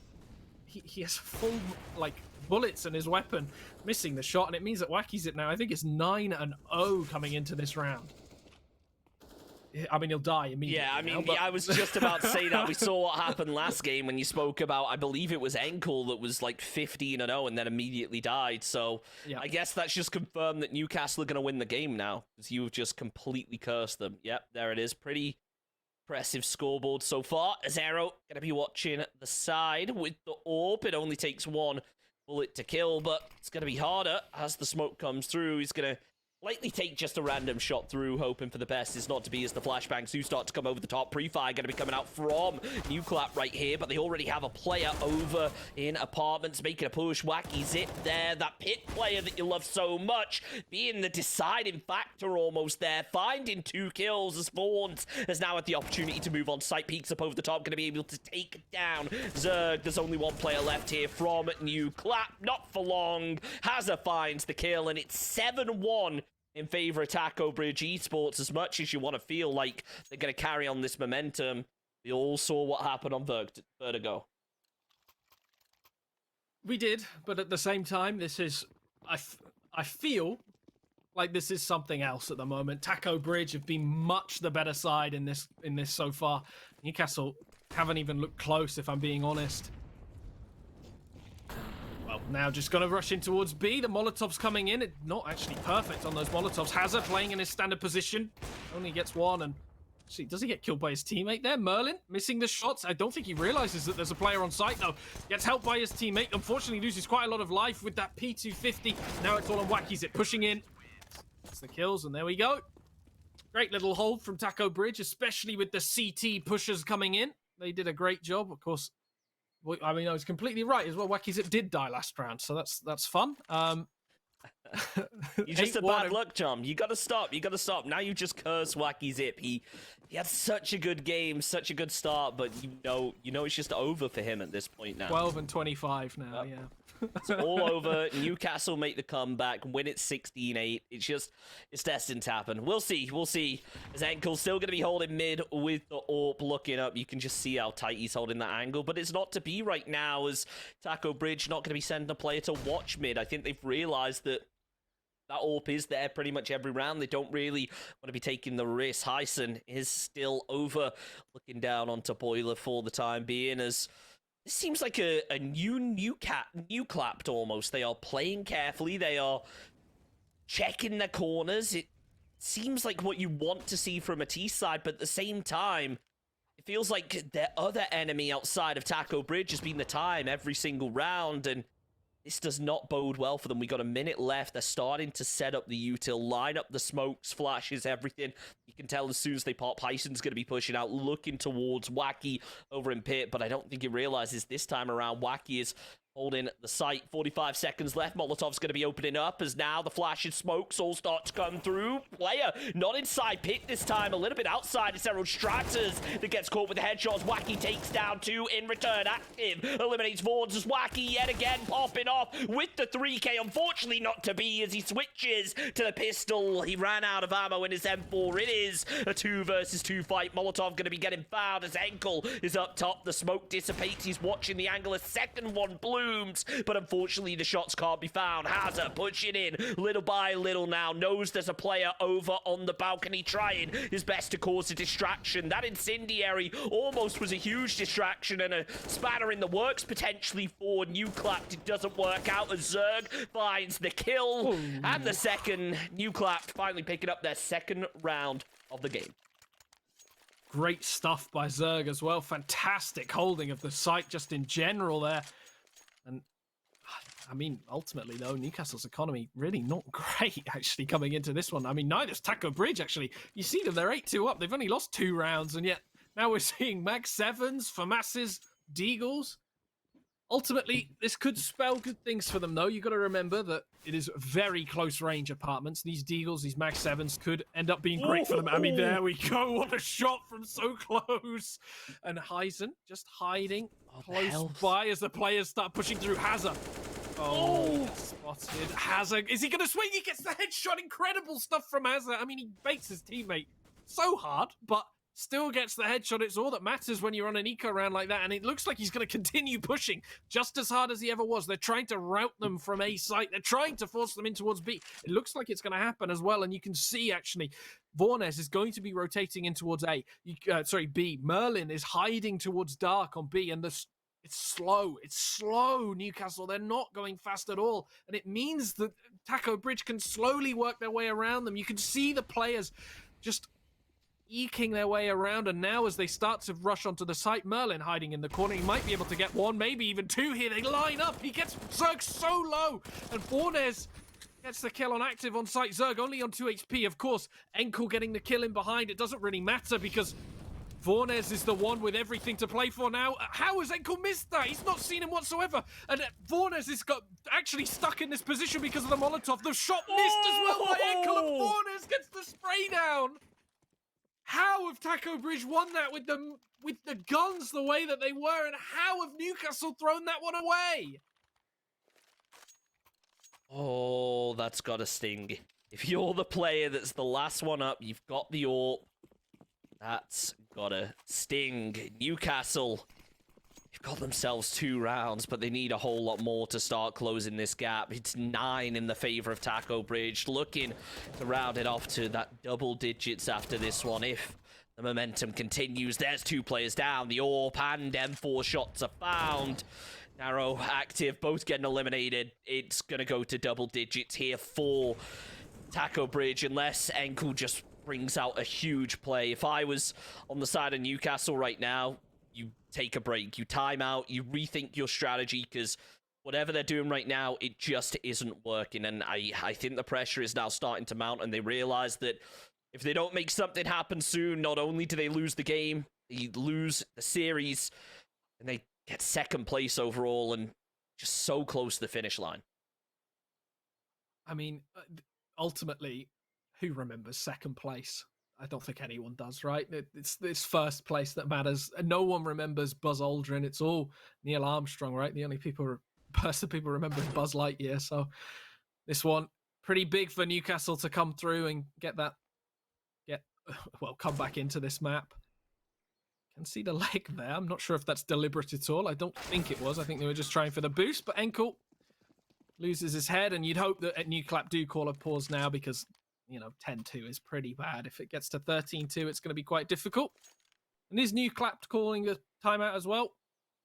One thing I'd like to see, Chunks, and I don't know about you, but one of my favorite things is when, say, Newclap lose a round, I love seeing the other side call a timeout just to let it It's sit the with best, them for isn't a bit. it? It's the It's best. so... What I want to see now is Taco Bridge start using all of their timeouts back to back. If I was in this situation, that's what I do. You know, you win a round, you're 8 rounds up, you just start using your timeouts back to back. You gotta think about CSGO's 40 chests sometimes, you know? You just keep calling your timeouts, annoy your opponents, they get tilted. Makes the rounds easier to win. You know, just you got to be thinking 2 steps ahead all the time. Look, Nuclap, they go for the eco. No real surprises there. They couldn't afford to do much else. Going to try and play for next round. So this one is a bit of a write-off. They're just going to try and salvage anything they can. Merlin can't quite salvage himself a kill yet with the AWP. It isn't able to land. Wacky, though, with a clean headshot, takes down Eisen. Deagle shots are going to be coming through, but they can't quite connect. Narrow now, moving down to Boiler as Hazard peeks out wide. What? Did Active An interesting disconnect? play. I think he was just hoping that maybe there would be some indication with a flash, or that they would push in towards car before they swung wide on that. But, you know, sometimes it works, sometimes it doesn't, I guess. One thing I'd like to see from Newcastle as well is you have 4 timeouts, right? You don't have to use them all. When you're going into an eco round, you can take some time just to sit back, relax, sit in spawn, learn how Taco Bridge are playing, and formulate strats during the round. It's something that teams don't do enough, is thinking about what we're going to do next round in the round. Because sometimes you don't have to take that timeout. You can just sit back and, you know, the round can count as a 1-minute 50 timeout, right? You just stay on your Glocks. You talk about the next round, what you're going to do, where the team plays, and how aggressive they're getting. Because this at the moment is you know, it was weak. They didn't do anything in that round, so it would have ultimately had the same effect, right? Absolutely. The question is, will they continue? I was going to say, can they continue the momentum? Yep, they can. Of course they can. Taco Bridge with a 2K right there, leaving Nuclap with only 3 players remaining. It's always tricky when you have an AWP and 2 AKs, because sure, the 2 AKs, you feel like the 1v2, 1v3, it's really quite possible. With the AWP, it just makes it exponentially harder. Narrow getting taken down. 2 players left, clearing through Banana.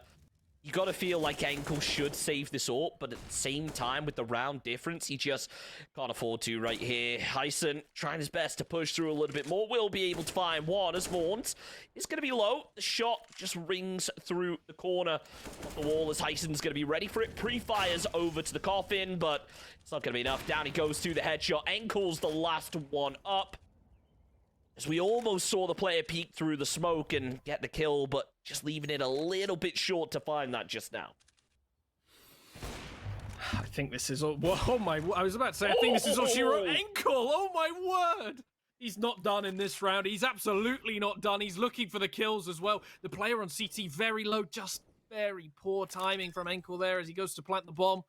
It will go down unless somehow a player manages to teleport across the map, and he moves in towards Pillar, a very solid spot to get maybe 1-2 kills in this, and that's exactly what he needs. Whiffs a couple of shots there and now loses a little bit of positioning. The Molotov coming in from Banana means that he knows exactly where both these players are. Unfortunately, now he gets mollied off, he gets the kill, but he's never going to get away with that one. I'm sorry for losing a little bit of the hype there, but when you're mollied in that hard and you've got 2 people looking at you, you'd have to pull off the impossible to get those kills.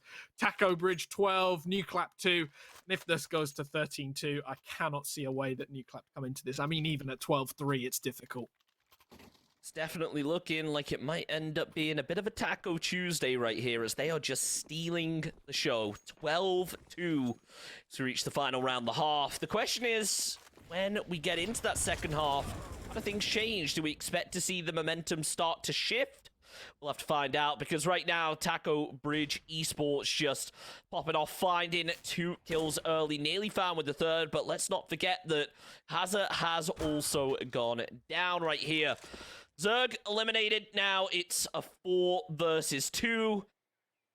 We saw what damage Newcastle could do last game when they were down to just 2 players left up, but the question is now, can they make it happen again and maybe even salvage the round out of it? Just look how split these 2 players are. Hyson and Ankle going to try and group up together. The bomb is in their hands, but a minute left on the clock and 4 players come up against. This is not going to be an easy sight to take.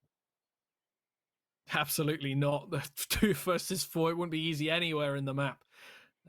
The one thing that they've got going for them is that luckily Aerostratus, one of the high ability players on Taco Bridge, not that any of them aren't, is all the way in towards Library. If they can smoke him off, they will get away with that. Actually, Hyson coming in from the side gets away with a headshot, and now it's all on Wacky Zip hiding on the side. Doesn't matter when Hyson's here, he's pulling shots out of nowhere. 2 kills in this round, and Enkel and Hyson, they've shown some ability so far in this map. Hyson come back from a little bit of a poor play. I say that, incredible stuff from Merlin, just shooting through the smoke. Enkel, though, trades on towards Vornes, and now Enkel just looking through this smoke. An AUP versus AUP battle. Both of these players have been playing well. Merlin and Enkel, I'd say, of the two. Enkel has shown everything so far. He's shown that he is the carry, and it doesn't matter how well Merlin's playing. When Enkel's about 13 and 12 in the half, in a 12-3 half, that is impressive stuff. Manages to take it to 12-3 and keeps Newcastle with at least a chance of taking this one to a 5th map.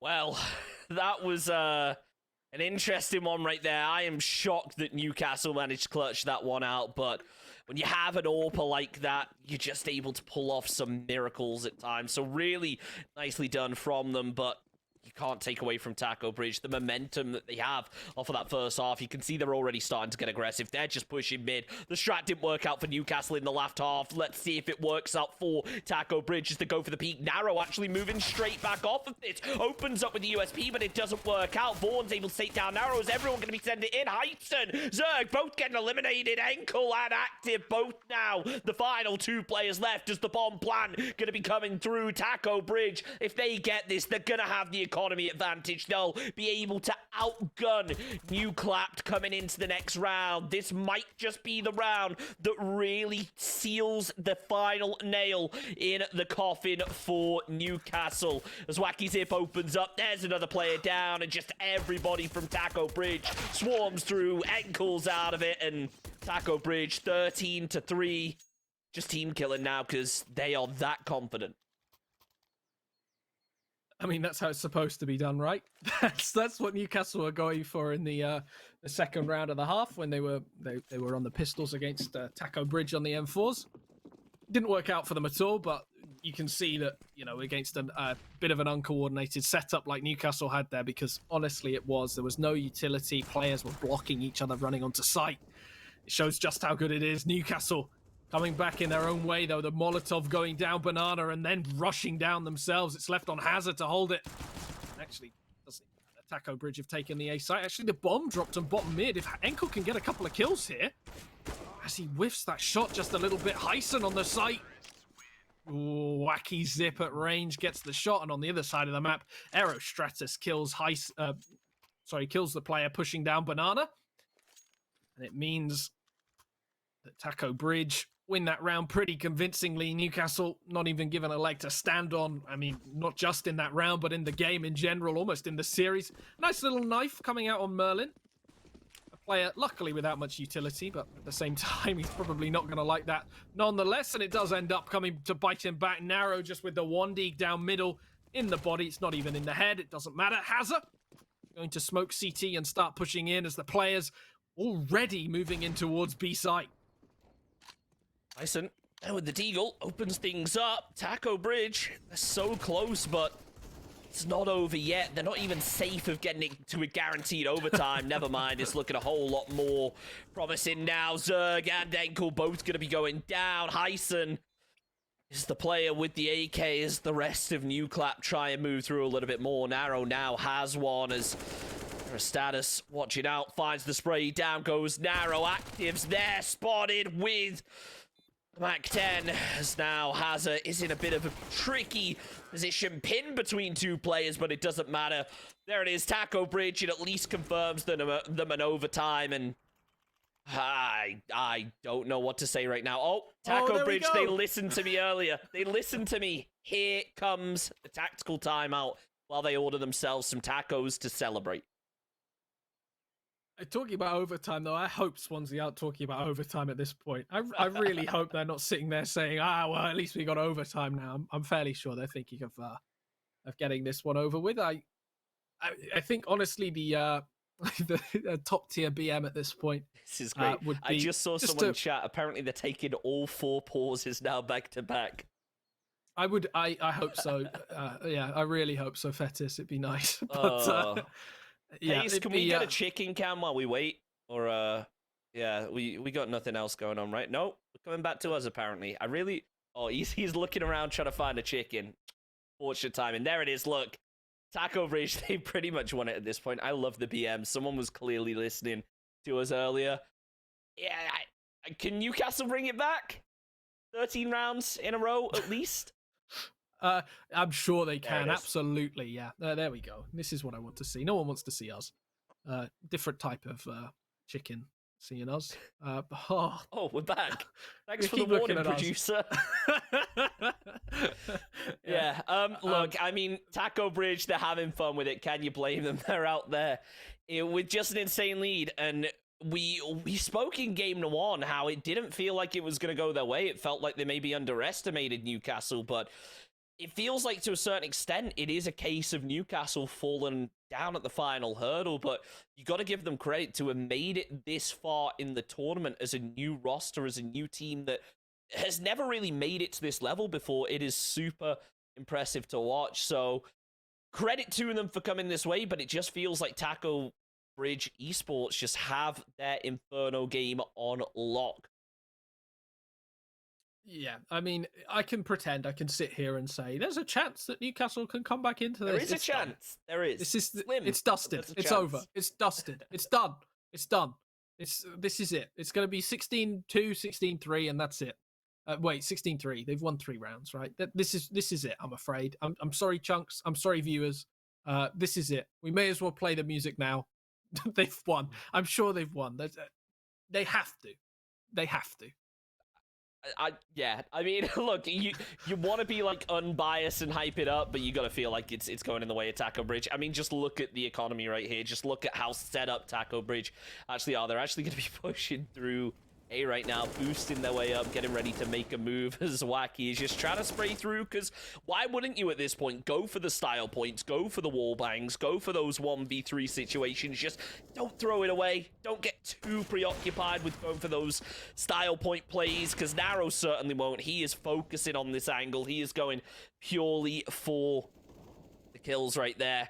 As Merlin going to be able to open up, Zerg goes down, that's Newcastle losing 1 already after taking damage on another. Hyson is there, sprayed through the smoke. So is Narrow.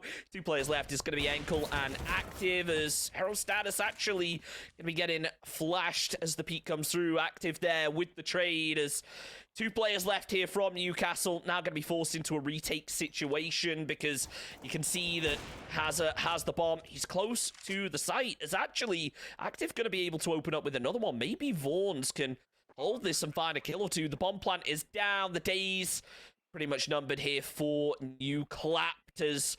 Horns knows exactly where the player's going to be. Finds the headshot. Finds the kill. Active. That's the final player left. Not for long. There it is. Taco Bridge Esports from Swansea University. Your new CSGO champions, taking it 3-1. I got a prediction right as well. I said that Swansea would win, and there we go. It only took a 15-3 for me to predict that, but we finally got it. And congratulations, of course, to Taco Bridge Esports or Swansea University. Superbly played from them, a little bit poor at the start, and they just came into it. They woke up, didn't they? I mean, you can't say that was anything but brilliance from them on Inferno. They did a really great job. Yeah, really great. And I'm still pondering those first 2 rounds of the game when Newcastle just ran in and how it didn't work out for them. But as much as I want to say why would they do that, Taco Bridge went in and sent it in their first pistol round, and they just absolutely cleaned up. So maybe the shock and awe tactic does work, but I think when you're up against players like Swansea, where they just have nerves of steel, it's really impressive to watch. And it shows why they've consistently performed at the top. And I think for a few players, because I know that this roster, or at least a variation of this roster, has been very successful for the past few years. We might now see a couple of new players come in for Swansea going into the next few seasons, because this was the last hurrah for, I'm sure, at least 1 or 2 of the players. This is University Esports. You've got to be a student to take part, and if people are graduating, then it opens up the space for new talent. Absolutely. And there's players, I'm thinking about teams in the past that I've played against that now are nothing like what they used to be. I think Lancaster were particularly superb. Manchester were very good. There were a number of good teams 5-6 years ago that just aren't at the same level today. They're still good, but it changes quite a lot over time. And just with the influx of new students and people leaving and joining. So it's important that people watching, especially those that have just had their A-level results, I think we've said this about 7 times already, but there will be if you've been accepted to a university, if you're going to apply to a university through clearing, it doesn't matter how small it is, they will have a computer gaming society. And if you're interested in playing in this series, potentially being sponsored on stream, if you're good, shown on stream, if you're good enough, you just apply to that university gaming society, and you will probably, it's easy as anything to get into Newell. There's a really easy application process at thenewell.com, and you can be on stream.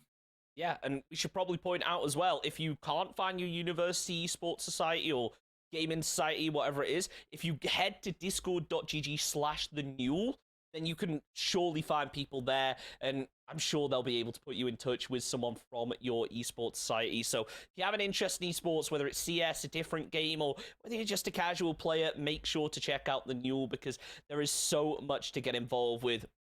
Before we go, thank you so much to the players, and of course, thank you to our sponsors, Unite Student Accommodation all over the UK. We've said it before, we've said it again. I know people that left their accommodation to the last minute, so if you just got accepted to university today, go get your accommodation sorted out. It's a huge weight off your shoulders. And of course, Logitech G for making all of this possible. The world's best-selling gaming gear. It's best-selling for a reason. I use it myself. Top tier. Thank you, everyone, for making this possible. Of course, Amazon students as well. But that's it for us. That's it for CSGO, at least for the summer. If you want to get involved, remember Discord GG/thenewell. I've been Chunks. He has been Zachariah. It's been a pleasure casting for you tonight, and hopefully we'll see you guys next time.